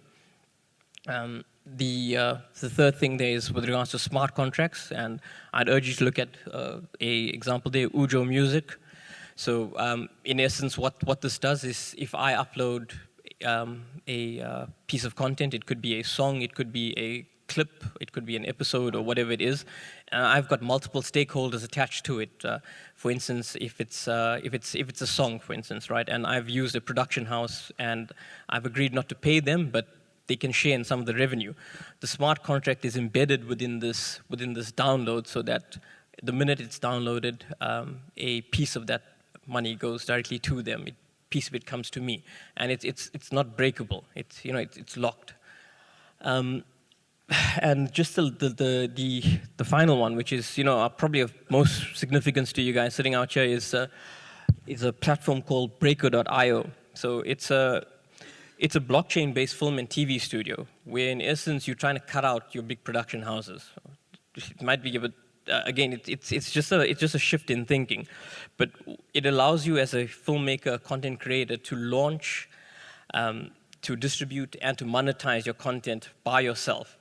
So again, you're cutting out a piece in the middle. Again, what all of these do is it puts a lot of power into the hands of the content creator. It gives you more control over your work. It allows you different revenue streams to monetize, and allows you greater share of revenue. If you're a distributor, you'd be looking at this, and it would be pretty worrying. What's your role going to be 5 to 10 years from now?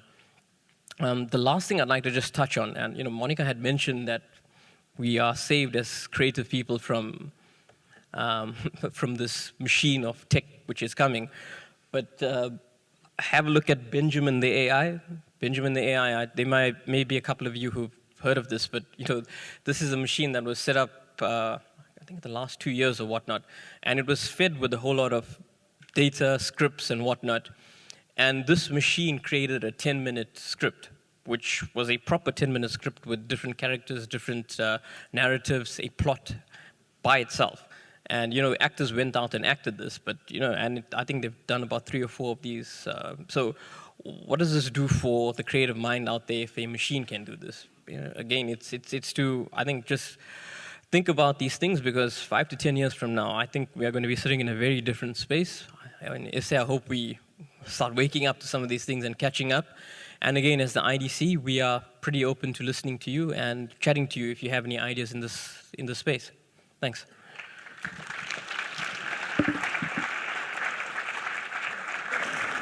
Thank you very much. Amazing. And you made us laugh, and it was great to see you smiling and relaxing. Yeah, I laugh at some of these scripts. How many of you have seen some of these scripts? There was a Batman and Robin script written by a robot. It was really laughable. But yeah, it could be something to look at. But hopefully by then you'll have your own characters that are IP protected. Some of the other examples there that I was really excited to see, the blockchain. We have Custos that was developed here at the Innovation Center at Stellenbosch. Do you know that between Stellenbosch and Cape Town, the companies that are there have made this the Silicon Cape? We're actually more dense, according to the Endeavour report, in jobs in this industry of digital work. That includes you, because you're intangible asset manufacturing.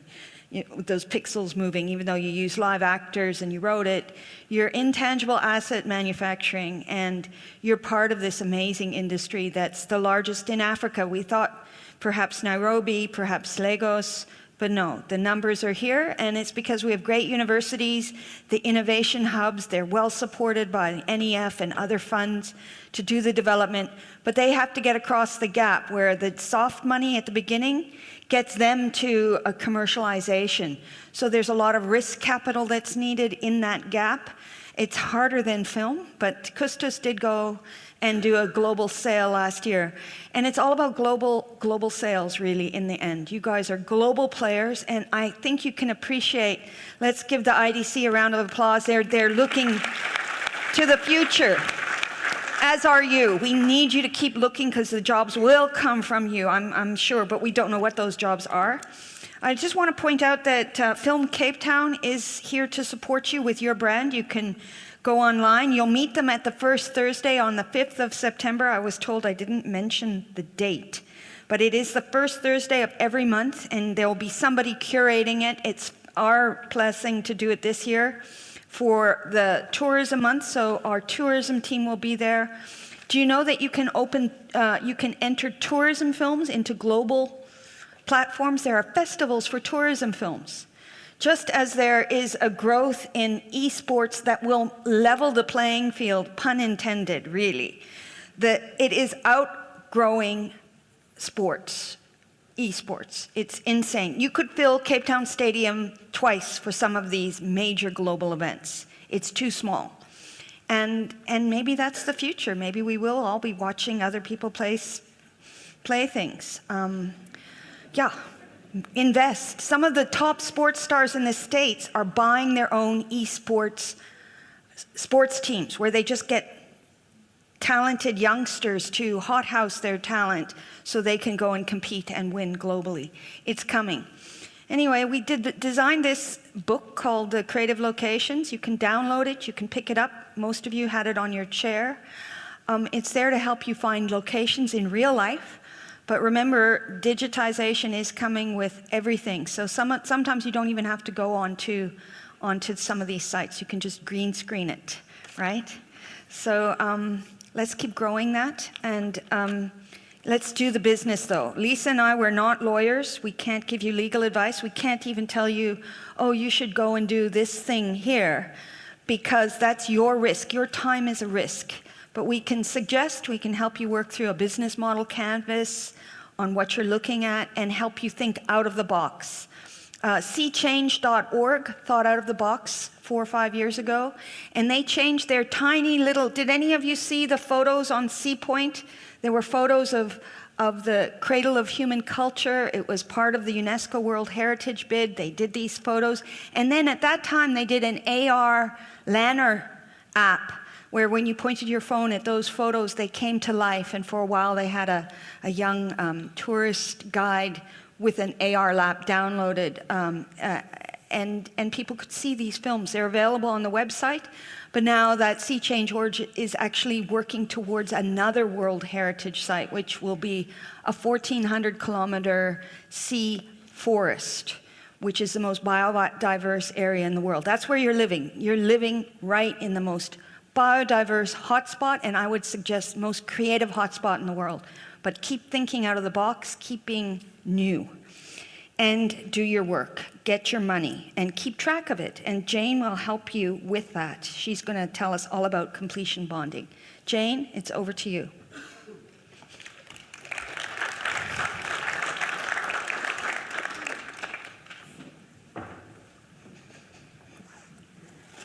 Bright lights. Normally I'm behind the camera. Is this okay? Morning, everybody. Well, we certainly got a lot of help out there with the IDC and FNB, NFVF, like never before. But of course, ultimately, it's a business, and with that comes a cost. I know there's a lot of veterans in the audience today, but and they are pretty familiar with what completion bonds are and where we fit into the value chain. But for those of you that may not be so familiar, just to give you an idea of who we are and where we come from. Let me just see how this works. So, gosh, you can't read from here. Anyway, so I'll be looking down here with my glasses on, sorry. So Filmfinansiering has been around for quite some time, nearly 70 years. And we offer completion bonds, and we are scattered around the world. We have a number of satellite offices, and we've been in South Africa since 1990. So again, that's been quite some time. So who actually needs a bond? Sorry, get this going. So it's usually the independent filmmakers that are looking for a bond, and they need some kind of comfort to know that their film will be completed with the money that they're putting in. So we work alongside the IDC and the Dti and NFVF and MNET, of course, and make sure that their money is going to the right place, and at the end of the day, they will have a film that the filmmaker can exploit and get their money back. The big studios such as Disney and Warner Brothers and those guys don't usually bond because they have their own money and can fix their own problems if that's what happens. If the film runs into a problem, they can cover that. But that's what our role is. So at the end of the day, what we do is we guarantee delivery of the film on time and within budget. So that gives the funders great comfort that they will have a film at the end of the day to exploit. We will undertake to cover any overages on the budget. I know that sounds great, but of course there's a lot of planning and sort of organizing before we can actually issue a completion guarantee. So once delivery of the film is made, that is the end of our obligation, and we don't guarantee success of the film in the box office. So that's up to you guys. So we don't get involved in the creative side of things. We read your script, good or bad, so it is what it is, but it's up to the funders to put their money where they feel it's best. If a film runs into serious difficulty, we do have the right to take over the film and complete it, because ultimately that's what we have guaranteed. But before, we're not producers, so we would work very closely with the producer to complete the film. If we need to replace key staff, we would do that. If that doesn't work, we could take over the whole film, we'll bring in the big guns and complete the film. If we couldn't do that, we would obviously have to repay the investors. So that's the comfort that they have. Sorry, I've gone ahead here. So what is it that we need from the producer in order to issue a completion bond? It's a lot about documentation and to see that everything is in order. And I know that producers say, oh, this is, all this paperwork, but it is 90% of it is paperwork that the producer would have as a matter of course. And we give a good guideline. We issue our paperwork checklist right up front, and it gives you a good guideline as to all the documentation that you would have as the normal during the right throughout the process. So what we do with the script, we read it, believe it or not, we read it from beginning to end, and we break it down. We break it down in great detail to all the components, all the props, the sets, stunts, SFX, visual effects, the whole lot. And we make sure that that is covered in the budget. So when you issue a budget, this light is rather bright. When you issue the budget, the more detail that you give us, the better. We have had budgets done where there's just lump sum allowances. In the beginning, that's fine because we know that we're going to be on version 10 of the budget. At some point, where more detail, as it becomes more apparent, the detail becomes available in the budget, and so we can get behind the thinking of what the producer is wanting. We like an open relationship with the line producer and the producers so that we can get onto the same page and understand their thinking and how they want to film the show. Sorry, there's the detailed budget. So,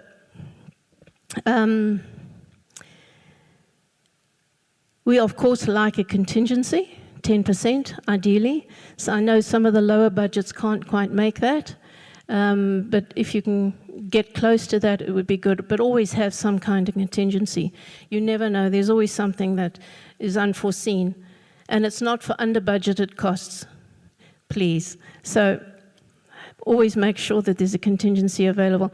I know some producers say to me, oh, we know this location is going to cost us double, but we'll take it out of contingency. But don't, because if you know it's going to be 20,000, 30,000 or whatever it is, please put it in the budget as real, so you have a real budget before you dip into the, before you have to dip into the contingency. Of course, if the contingency is part of your QSAP, your DTI rebate, you will want to spend it at some point. So we know that too.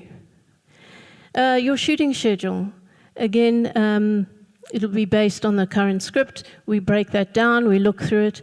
We do basically the due diligence to see that it's all feasible, that the script can, the schedule can carry the script, the budget can carry the script, and vice versa. We have early meetings with the producer so that we can get, as I say, around the understanding of how it wants to be shot, and sometimes with the director, well, not sometimes, always, with the director if he's available at that point, so that we can get an understanding of how he wants to shoot it. Like FNB earlier said, if you've got cross-border transactions happening, please make a line available for your exchange costs. There's, we are very volatile with our rand, and it can go horribly wrong. If it's not looked after, you might want to hedge your money so that you're secured and you know your budgeted rates of exchange are accurate. But always just keep an eye on that if you're doing cross-border transactions. Your finance plan is another document that we would need just to see how you're funded. It's a very simple document. It's not as bad as it sounds. For those of you that don't know, it's just literally a list of who's funding your project. We understand that phased payments are happening, and there's often a shortfall and somebody is required to pay money up front. Of course, that comes at a cost. Get your finance costs accurately calculated by the funder, whoever is lending you up front, and make sure that it's budgeted for. Your letters of intent from the financiers are just an indication, but of course, at the end of the day, we need fully executed agreements. Most important to have your finance in place before you start pre-production and production, or at least secured to start prep, and then definitely all fully executed agreements before you start shooting. I know on some productions, they've been going around for 4 or 5 years while the producer's been trying to get the project off the ground, and they're getting so close to the end, they get very excited, the artists are all available, and they decide that they're going to start shooting, and the money is not in place, and you can imagine what happens then. The cash flow dries up, and the movie stops, and then they're busy hunting for the balance of the cash, and the film will land up on the floor. So we've been through that. We don't want you to start shooting without your money in place first. Your post-production schedule, another document that we would like to see, just to see how long your post is, and it should give us an indication of when your editors start, your assistant editors, how long your director's cut is, your producer's cut, when you're starting the visual effects. We monitor all of this right through to delivery.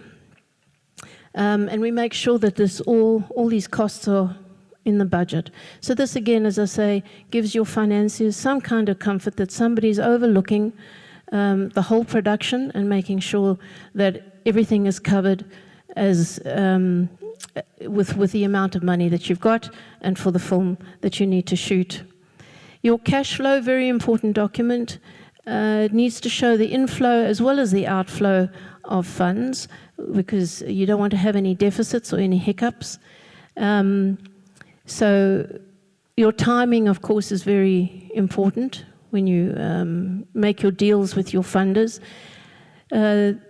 It's often outlined in the inter-party agreement when money is due from each of your funders, so that all the parties understand exactly when the money is coming in.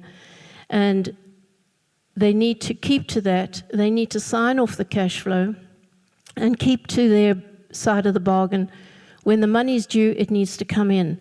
Always think about the worst case scenario, as you probably have for those guys that have had these problems with late payments from funders before.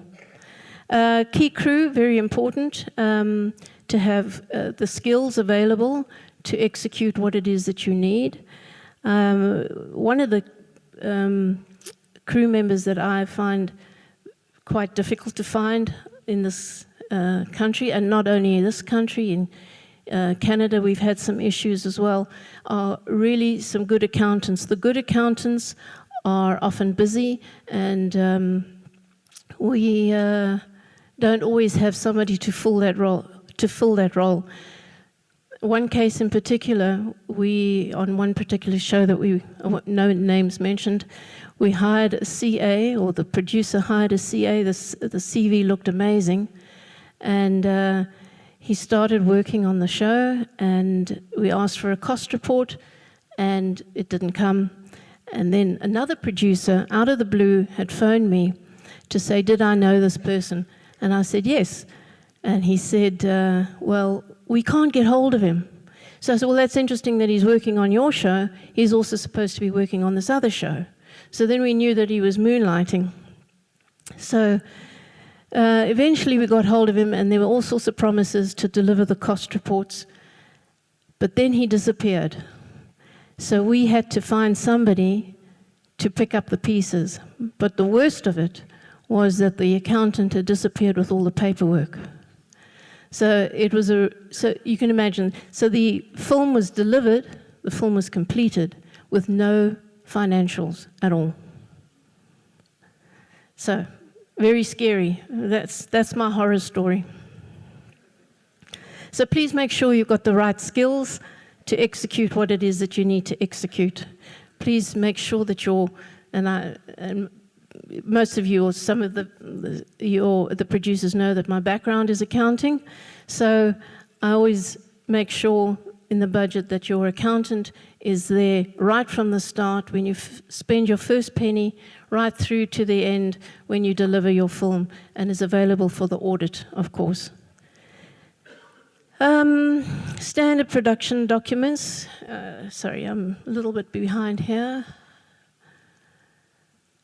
Where are we? Okay, so your standard production documents during prep are your pre-production calendar. We like to be copied on that so that we know how the show is going and how you're prepping. Insurance packages. We have a thorough look through the insurance policy to see that your film is adequately insured. We are not insurers. We issue a guarantee. We don't insure, so you need production insurance as well. Your cast list and your key crew. We need to see those agreements. Often with the cast, of course, you've got their entourage. If they are A-list actors, they've got bodyguards, and of course, when they come out to South Africa, they're a bit nervous, so there's bodyguards, security. They might be bringing nannies and children and first-class flights. And so we need to see what's in the agreement and what needs to be budgeted. So we look at that. The crew list, we need to see who's on board. Obviously, your key crew, we like to look at those contracts too. Suppliers and quotes, we look at those. We look at the high-ticket items on the budget and just have a look at the quotes that match up to that to see where you've got your figures from. It's really just a balance and checklist. Location list and a copy of the location agreement templates. Your digital workflow, for those that don't know what that is, it's really just to make sure who's responsible for your hard drives from the camera to the edit suites, and who's responsible, how many copies are going to be made, who's responsible for this copy, who's responsible for that, so that, that's your most important asset, of course, and we need to see the whole workflow in diagram form and who's responsible for, and which post facility it's going to be at, and is it stored in a fireproof safe, that kind of thing. That document needs to be signed off by your insurers as well. Delivery schedule, of course. We need to see a delivery schedule that gives us an indication of what the specs are for delivery and who we've got to deliver it to and by when. So,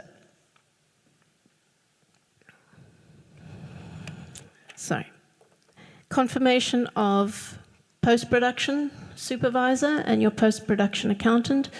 Often your main accountant will go on to another show and somebody else will be taking over for post. Not always, of course.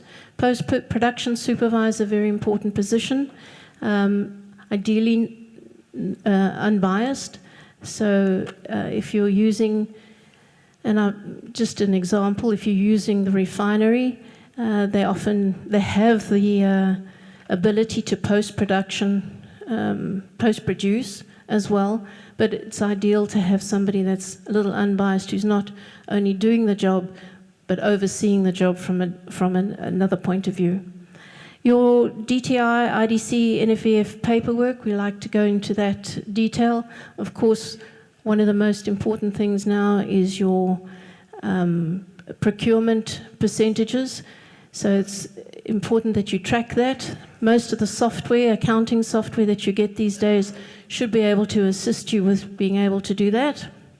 Your QSAP, as well as your 20% or 30% procurement from 51% black-owned companies. So there's no reason why you can't track it and issue reports on that spend. And very important that you do that so that you can get your rebate and keep interim reports on that so that you know that you're making your quota. SPV information, of course, very important. See that the company's been set up correctly. Bank account information and signatory mandates. We like to see 2 signatories on the SPV, just to keep, for security purposes, and producers agreement, directors agreement. Again, the producers agreement and directors agreement might have a number of promises to these people that needs to be budgeted for. So we look at those.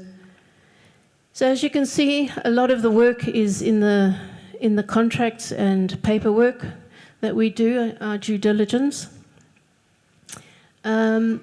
Fully executed key agreements, such as this is on the legal side, and often the producer will have a legal representative, or they should have. Not always affordable on some of the low budgets. Just to note also that I know there's a perception out there that film finances usually bond the big movies, but we do the low budget movies as well, just in case you didn't know. Chain of title documents, of course, do you have the right to produce? The finance agreements we've discussed, production service agreements, if there's a service company involved, and as mentioned, the inter-party agreements. So especially when there's more than one funder, it's important so that the other funders are aware of what the other funders' obligations are. Post-production production facility access letter. Of course, if we are in a position that we have to take over a film, we do need access to the film itself. So that's what that is, the post-production facility access letter that allows us access to the film. And the bank, of course, we need the money to finish the film as well. So we need access to the money in the bank. I know that a lot of the banks in South Africa are not familiar with this type of takeover facility, this takeover letter, because they haven't had to deal with it before. Some of the bigger production companies that are in South Africa, and their bank managers are aware of it and know how it all works, but some of the smaller branches, they actually just won't do it. So we then become a signatory on the bank account. Yeah, a lot of paperwork. Producers and directors undertaking. This is just an agreement that we would draft for you. It's really just saying to the producers and the directors, this is your script that you're wanting to shoot, and this is the timeline within what you want to shoot in this period, and with this amount of money. Basically, this is quite the simple answer to that one. Sales agency, distribution and collection agent management agreements, if there are any. These days it seems that your funders are insisting on distributors. It's not always been the case, but most often now there is a distribution agreement and a sales agency agreement. Of course, you'll need the CAM, which is the collection. Sorry, I'm going ahead of myself here. Collection agent agreement. We become part of that agreement because we would need to recover any funding in the event that we had to take over or pay out. Escrow agreements. This is not the same escrow agreement that your artists may require you to put their money in with their agent. This is an escrow, this is a facility that we offer at no charge. If your funders are wanting to put the money up front and they don't want to pay out to the production directly, they can hold the money with us in escrow, and we will draw down those funds according to the signed off cash flow. It just gives another level of comfort to your financiers. Monitoring. So during production, we monitor the show. We like an open relationship with producers and line producers. We're on the same side, so we're all trying to get the film delivered. It's not our intention to be involved in the day-to-day running of the show. We look for, in order to monitor the show remotely, we look at the daily call sheets, the daily wrap reports, and of course the progress reports. And if there's any issues, we just simply pick up the phone to the producer or the line producer and find out what's going on. And there's usually a good explanation.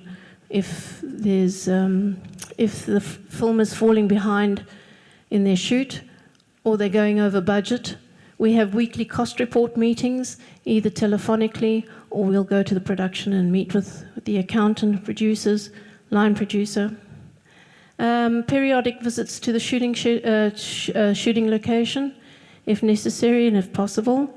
And the monitoring, of course, goes on until the end of post-production.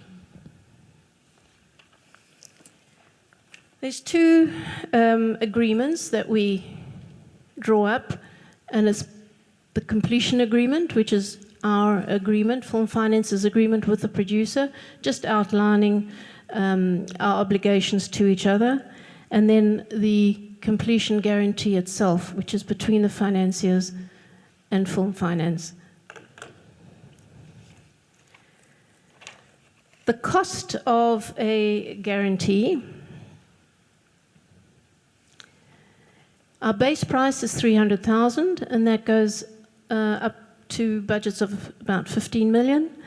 The DTI, of course, you probably know, offers you a subsidy on that bond fee.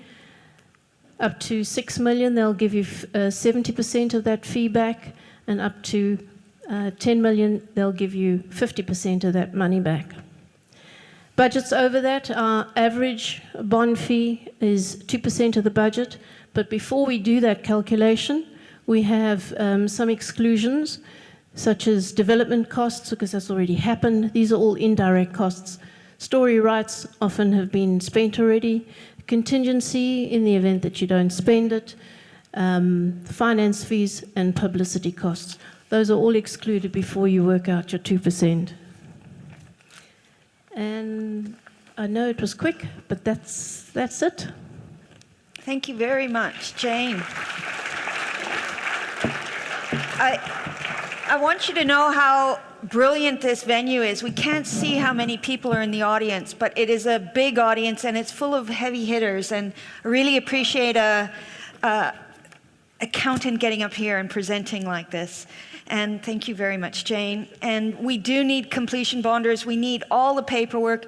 You need to own every piece of that value chain. And if you haven't got chain of title, she'll know, and she won't be able to bond it. So all of these strike rates and all of this very fancy legal stuff will be explained now by Farron from Irish McLeod. And then after that, we have one more presenter, and we might finish a little early, and but if not, we are on time. So come on up, Farron.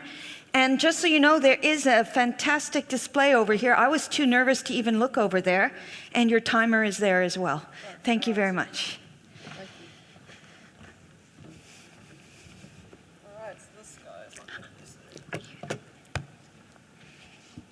Hi everybody. As Monica mentioned, my name is Farron van Niekerk and I'm a director at Irish McLeod Incorporated. We are a specialist entertainment law firm, and we've been doing exactly that for about 20 years now. Obviously not me precisely, but yeah, the firm has been around and working in this industry for about 20 years. And with that period of time comes a wealth of experience. We've worked on multiple projects. I think we're running somewhere between 150, 200 productions that we've been involved in. And we deal with obviously every single player within a production. So thus the context of my presentation to you is essentially going to be a high-level view running through a production from option to sales at the end. And as you can imagine, there's so much content that you can actually fit into that kind of scope. But we won't be able to delve into all of that explicitly today. For those of you who were lucky enough to attend the Wesgro and FNB presentation about a month or two back, you might see that some of this content is a bit familiar, so my apologies for that. But for those of you who haven't, there's a lot more to be said, and I hope that you take up the opportunity of the hot desks to come and ask any questions that may arise during the course of this presentation. So, although I can't really see all of you too well, I want to start off just by asking a couple of questions. I'd firstly like to find out, and if you can just answer by raising your hands, who do we have that is a producer in the audience? Right, and how many writers? And directors? Limited. Okay. So, how many people sitting out there consider themselves to be a business person? That's actually quite a confident response, and I'm very, very happy to see that. So, this is the crux that we find a lot of productions fall flat on, and that is producers and writers not understanding the concept of business. And at the end of the day, what you are doing is creating content. And yes, it's an absolutely creative industry, and you know a lot of you have purely focused on that element in order to try and let those creative juices flow and produce work that grips society in the world and leaves an impression. However, you've got to realize that what you are creating has to be sold, and it has to be transferred between various parties. Most people don't make a film in isolation. And whenever you have more than one party working in unison, there has to be some form of agreement between those two parties. So I'm going to jump straight into my slides. The beginning of that relationship starts with IP. Now, another question. How many of you sitting out there understand what IP is and how you transfer it? Hardly anyone. And that's a reality for most people in this production industry, regardless of their experience. We sit with people walking into our office on a daily basis who've been around for many years, and we can ask them a very basic question with regards to the chain of title, and sometimes they give us this blank stare, and they just can't answer because they don't understand the concept of IP. And without understanding the basic concept of IP, you're going to be lost out there, and you're going to run into issues down the line. So, IP is, as it indicates, an intangible asset, and it is the result of applying your mind and creating an original or unique concept. The one that's most relevant to all of you sitting there today is copyright. And one of the misconceptions with copyright is that it has to be registered somewhere. That is not the case. We have an automatic copyright that applies to essentially every piece of work where pen is put to paper and original idea is created. There's an automatic legal protection over that copyright that's created. Then you have to look at what happens with that copyright once it's created. And then you start looking at the ownership of copyright and thereafter the transferability of copyright. So there's two types of there's two different mechanisms of transferring a copyright. So you've sat down as a writer and you've written up a script, for example, and it's only been you that's involved in that project.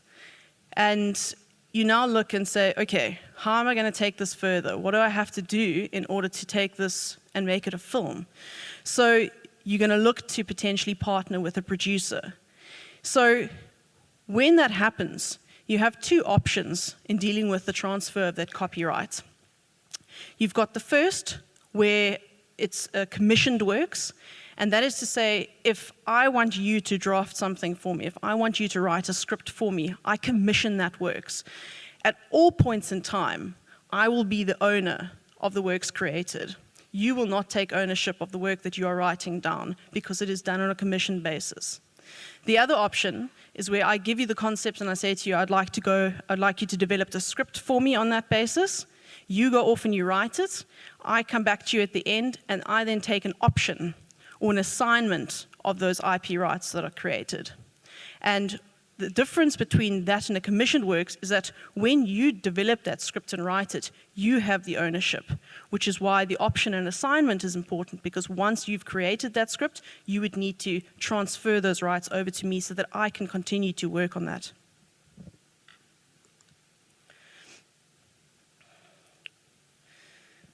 Okay, so as I've mentioned there as well, the important elements of IP is obviously the partnering between the different parties that are going to come on board and try and turn written works into a film. So your relationship between writers and producers is absolutely integral at this point in time. And you've got to look at the contracts that need to be concluded between those parties. And this is often overlooked, especially as young writers and young producers. If you're taking on various elements yourself, you might sit around a table with a group of friends who are all writers, and you come up with an idea and you work together. Maybe there's 4 of you, and you sit down and you develop a concept or you develop a script. Then it comes to the point in time where you move on with the production, and I'm going to skip a few steps, and you need to go to sale, and your sales agent and distributor says, right, can I have a look at your chain of title? And again, blank stare comes over. People aren't really aware of what that means.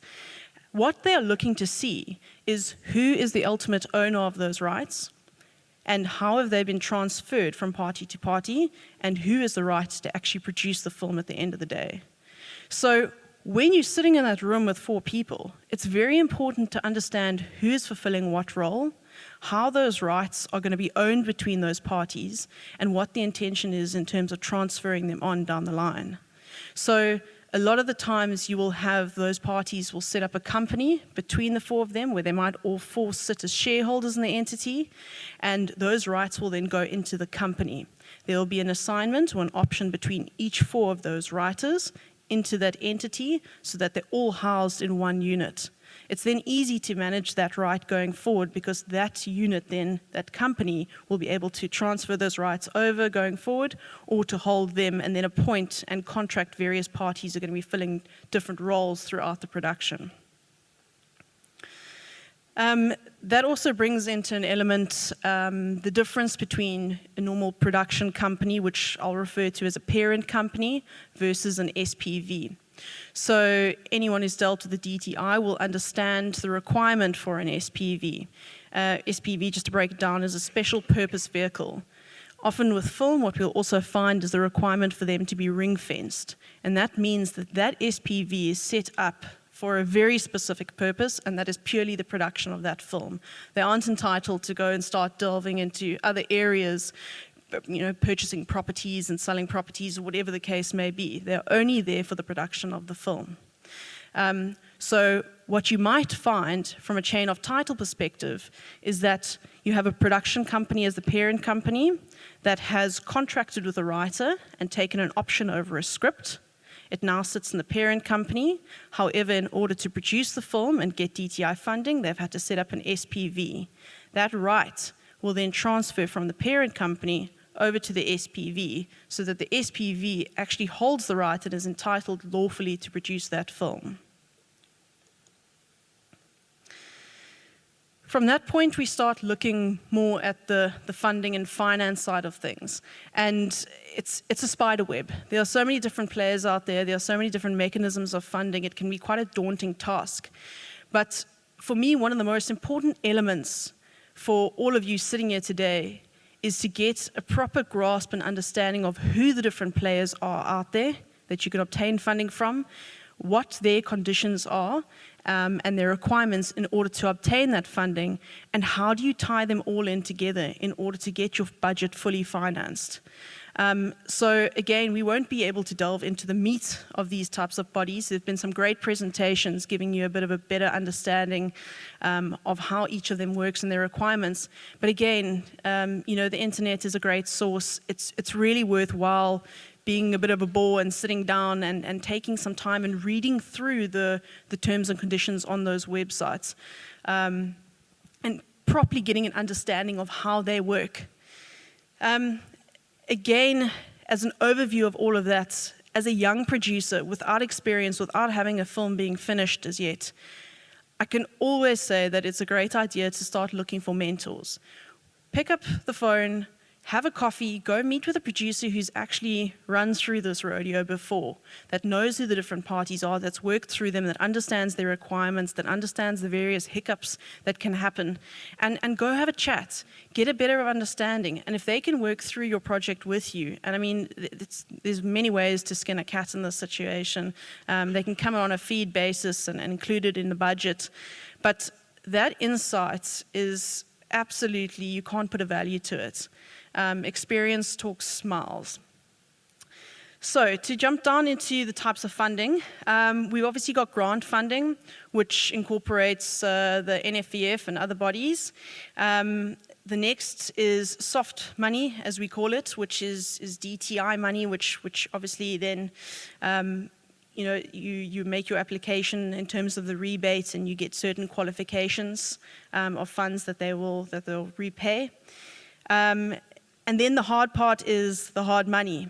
And here you've got various different options. We've got equity, we've got loan, we've got gap financing, we've got bridging finance, you've got product placement and advertising, and minimum guarantees.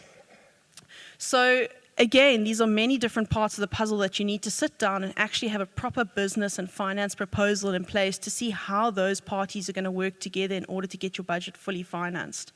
So, you know, most people first put of call is making a DTI application. And we can work out, depending on which category you're going to fall in, what percentage of your budget you would potentially get back. From there, they're going to look to other parties such as NFVF, NEF, IDC, and again, because the amounts of funding is limited, you'll know what percentage on top of your budget that you're getting from the DTI you can put in place from then. Then you get left with an element of a gap. So now you've got to go and find potentially private funders and try and get them to step on board and say, okay, I've already got 70% of my budget funded. I'm looking to get that final 30%. And that really is what most producers are chasing. It's the last 30% of your finance that you're trying to get closed. And these can break down into different elements, whether it's a loan finance that you're obtaining, where essentially that party is loaning that money to you, and you're going to have to pay a premium on top of it of an interest rate. And that can be very expensive finance to take out. You can look at situations where it can be anywhere from 11% through to 25%. I mean, it's a massive chunk of change. So this is why your business plan as a whole is important, because you've got to know how you're going to repay that money in the long run. The other is equity. So equity is essentially where you are taking part ownership in something. So it's to say, I'm not necessarily going to take a high interest rate on the money that I'm forwarding. I'm going to take a percentage of the finished product, and I'm going to reap my rewards at the end when the money starts to come in. So what you might find in a lot of the situation is essentially a hybrid between those two. There'll be a part loan with interest, part equity financing. And I mean, just the way I've been rattling off with all the different forms of financing, and I think Jane in her presentation as well mentioned a whole host of different agreements. Each one of those parties that's going to be contributing to getting your finance in place is going to present you with an agreement, and they're going to present you with a whole host of conditions that have to be fulfilled in order for you to have that money actually forwarded to you. And That is overwhelming for someone who doesn't deal with it on a daily basis, and it's also quite complex to make sure that all those agreements talk to each other and line up, and that you don't end up with any loopholes in your finance or any gaps where you sit with the cash flow issues. So the role players surrounding the production industry become very important there, and obviously having good partnerships such as with your bonders, with your accountants, with lawyers. God forbid, everyone hates that consideration, but it really is an important relationship. We deal with this type of thing on a daily basis. This is our bread and butter. We understand how the industry works from the creative side of it. We understand the rights that underlie it. We understand the financing, and we understand how that finished product has to be sold. And because of that, we have the ability to see through the entire process and make sure that all those elements tie in together and that you don't get left high and dry. Sorry, I'm just going to move on there.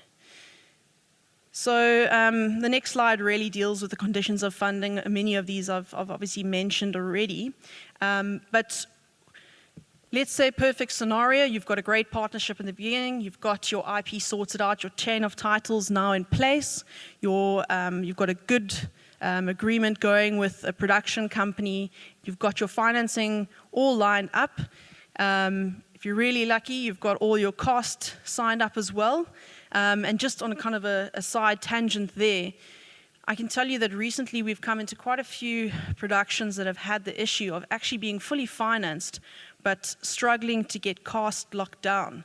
So again, I mean, it's another hurdle that you have to get over. So it's very important to have all your ducks in a row, because even the guys that have all their ducks in a row are still struggling with cost.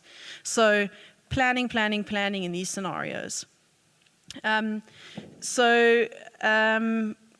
Yeah, we move on to the point where you've got all of those steps fulfilled, and now you've got a product that you want to sell. So you start looking at your sales agents and your distributors. And there's many different avenues that those relationships can take as well. You've heard the talk from MNET, and you look at the various broadcasters available. There's local sales agents, there's international sales agents. So who you're going to work with is really dependent on the type of project that you're looking to produce at the end of the day. Is it going to be a purely local production? Is it a production that you're looking to have international legs? And depending on what that is, you're going to look at either looking at local sales agents particularly, or international sales agents as well. They will come with their own set of requirements and their own set of agreements as well. And even that is gibberish to a lot of people, especially if you haven't done this before, to try and read and understand what rights you're giving away when concluding those agreements, what the different territories are. Should you be carving out South Africa as a local territory if it's an international sales agent? Should you be trying to minimize the period that they're offering? Is the period that they're offering reasonable, unreasonable? Is their fee reasonable, unreasonable? And I mean, let's be honest, on a day-to-day basis, if anyone goes into negotiation with someone else, you don't go in, and go, great, this is the best deal, cheers, thanks, bye. You walk in and you try to get the most out of it. I mean, that's what most people do on a commercial basis. And the whole point of that negotiation is to meter it down until you meet a level point where it works for both parties. And that's when a good relationship is actually formed at the end of the day, because it's not just a walkover. So it's very important to assess those types of terms from the agreements. Likewise, it's not always that there's going to be a licensing deal, so you're going to get your funding after it's a finished project. Your sales agents and distribution agreements might actually form part of your financing to start out with. So it's very important, again, to understand the role of those different parties, what types of agreements and what requirements they put in place, so that when you're sitting down in the beginning and drafting that business plan, that you've covered those avenues. I'm not going to get into too much detail about the DTI rebate. I think a lot of that is common knowledge, hopefully, but again, it's all very freely available on their website. As a disclaimer, we don't do DTI applications. We don't fill out the applications or do the submissions, but there are parties that specifically do that for you.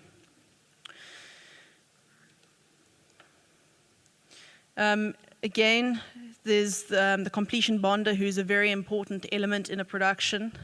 Jane's given quite a good review of exactly what their requirements are and how they operate, and the various agreements that come into play with working with the completion bonder. And, again, if you're going to be looking at a project that's actually going to carry, your financiers are going to immediately ask you, do you have that in place? They want to know that they've got the backing and the security of a bonder, should you not have kind of a lot of productions behind your name to start out with. So again, as a high-level approach, security, if you've got questions on any of those elements, you're welcome to ask me at a later stage. But dealing with different financiers does require different security to be provided. And I know it's obviously an immediate concern. Anyone who's looking to finance a couple of million rand, you don't want your house, if you're lucky enough to own one, to be on the line should something go wrong. So those are very important elements to actually understand when going into these financial arrangements. All right, so I'm just going to skip through those and see if there's anything else that I should deal with now.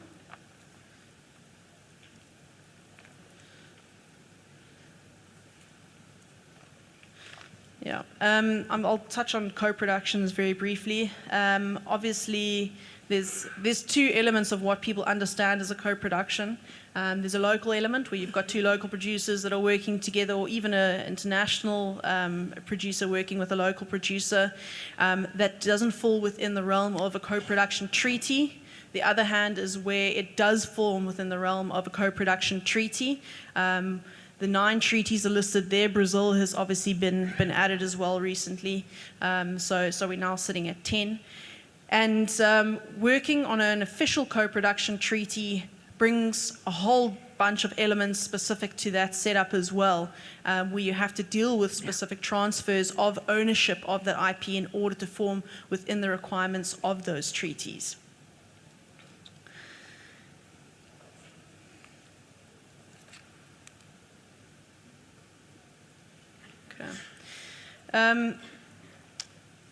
I think just to kind of give an overview of what I've been through now, and to rehash a couple of points, what I really want to drive home is that this is a complex business.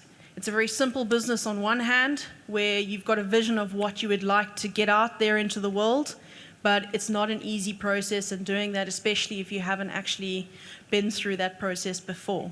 So when you are looking seriously to start producing, when you've got a good content in a script and there's some interest around it, it is vitally important to sit down with people who understand this industry and who've been through this process before in order to sit down and work out your plan going forward. A lot of people, Jane mentioned it as well, have this view of attorneys that we won't even go there because it's going to cost far too much. It's not going to be affordable. I just can't do it. And they rather take the cowboy approach and try to wing it. That is when disaster happens in your productions. That works all fair and well until you actually produce something that's really good. And suddenly you've got someone creeping out of the woodworks going, but hey, I actually helped you with that script.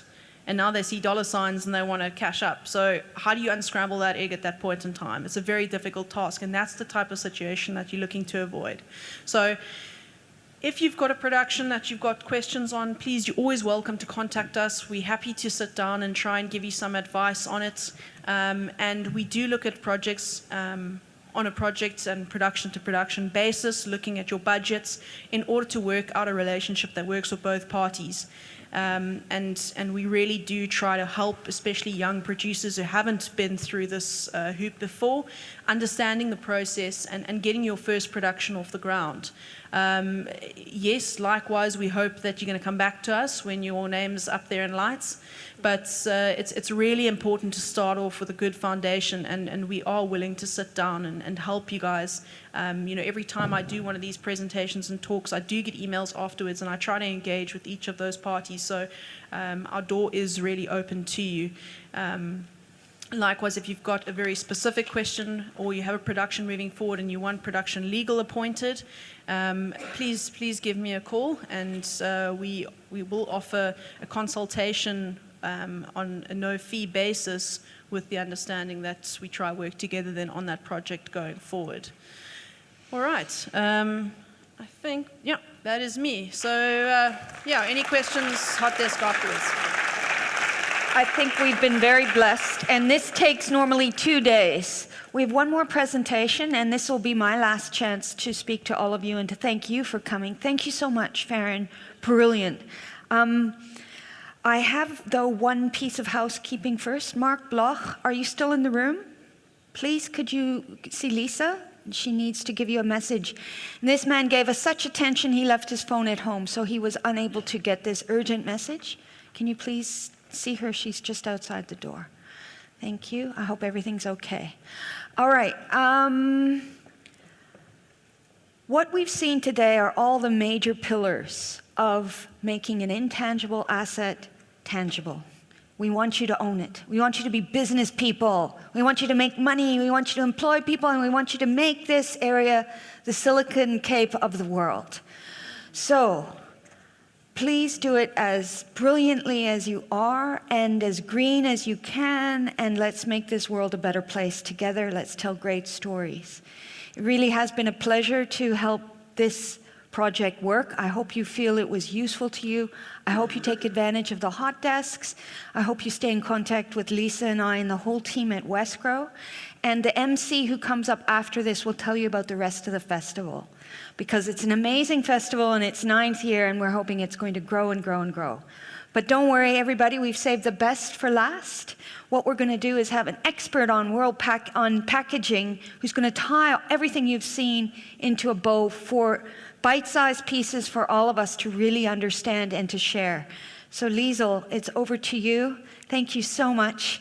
And Liesel Van Muren, who works with so many people and associations, and she really is a blessing to end on. Thank you.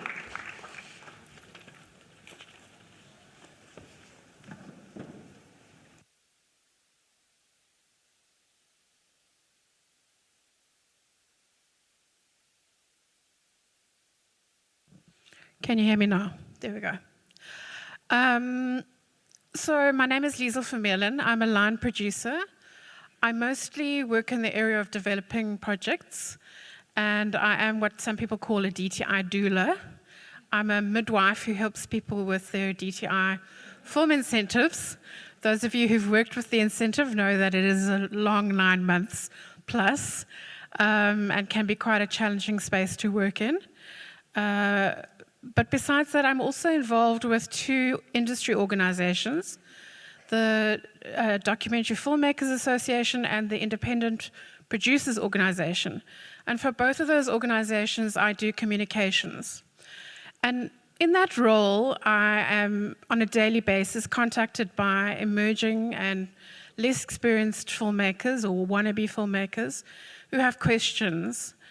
And so I've been asked to come into this space to kind of really speak to those filmmakers, and to also for the more experienced filmmakers or veterans in the room, to just use this as a moment of pause, to just try and bring everything together, as Monica said, into a little bow at the end of this very nice package that we've been exposed to this morning. So I'm really wanting to look a little bit at practical steps, using the information that we've gathered this morning, that we've been exposed to. How can one use that information to move forward? So I'm just going to go back. There we go. So my first question is to really know who you are, and to very simply try to work out what it is that you're trying to achieve.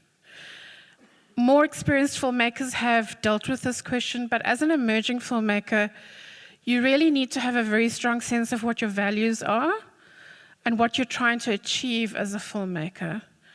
And that is often quite a difficult process because it requires you to look into yourself and work out what are your strengths and what are your weaknesses on a personal level, your skills, your knowledge, your experience. And a good place to start is to really start to look at what kind of genres work for you and which areas of the industry you feel are best suited to those strengths and to those weaknesses. I think we also sometimes lose sight of the fact that we really need to understand the hierarchy and the structure of the industry and to understand our position within that hierarchy, but to not let that necessarily hold you back. There is always space for innovation, there's always space for thinking out of the box, breaking those boundaries, but you can only break those boundaries if you understand the structure within which you are working. Thirdly, I think it's important to, as we've discussed in great detail this morning, on a very, very simple level, know how you're going to slice the pie. And that's really all about your financing plan. And to keep in mind that there is no one answer for your project. To feel comfortable with the fact that you are going to be uncomfortable, that there are many ways, as Farron said, to skin a cat, and that you need to spend the time to explore all of those options in order to find the best fit for your project. So don't feel overwhelmed at the beginning if you don't have that answer immediately. It is an exploratory and very organic process of discovery that you're going to need to go through. Related to that is the very important question of whose story are you telling? Are you servicing someone else's creative vision? Or are you aiming to develop your own IP and tell your own stories? Naturally, there are risks related to both of those options, particularly as far as financing goes, and each of those options have their strengths. So think very carefully about that. As has been highlighted in the previous speaker's speech, of course, chain of title and understanding your rights is really important. So make sure that you get your paperwork in place there. I like to think of budgeting as one of the key elements that we need to be looking at, and it's usually the area that I'm asked to speak on most for emerging filmmakers. And I think that the key idea that I like to work with in budgeting is the idea of the budgeting triangle, that content, resource, and time are the three elements that you need to be looking at. So content is your story. What resources might be your physical resources, your crew, or the money that you have available, and of course your schedule. And if you can find a balance between those three elements, then you know your project is in good standing. The moment one of those elements is out of whack, is not well balanced, there won't be equilibrium and your triangle won't sit nicely and be well balanced on that foundation. So what flows from that, of course, once you've done your budget and your schedule, is that you've got a plan and you need to start to work that plan and follow that plan step by step. In doing that, you need to work out what other expertise, what other team members you need to help you. As we know, filmmaking is a team sport, and you're going to need some good people around you, some of those who have been mentioned this morning. So work your way through the production workflow and try to not neglect any element of that workflow. I know that often we fall down on distribution, and that historically has been an area that we've been quite weak in as an industry. So think carefully about all of the steps and give each step its necessary attention. People like to get onto the train once the train is moving. So if you need to put your own time and resources into developing your project and getting things going, do so. People want to see that you have skin in the game, as was said earlier. We've mentioned the importance of mentorship already this morning, and I think it's really helpful for you to try and work out who is out there, individuals, maybe organizations that can support you, or if there are formal learning opportunities that can support you as well.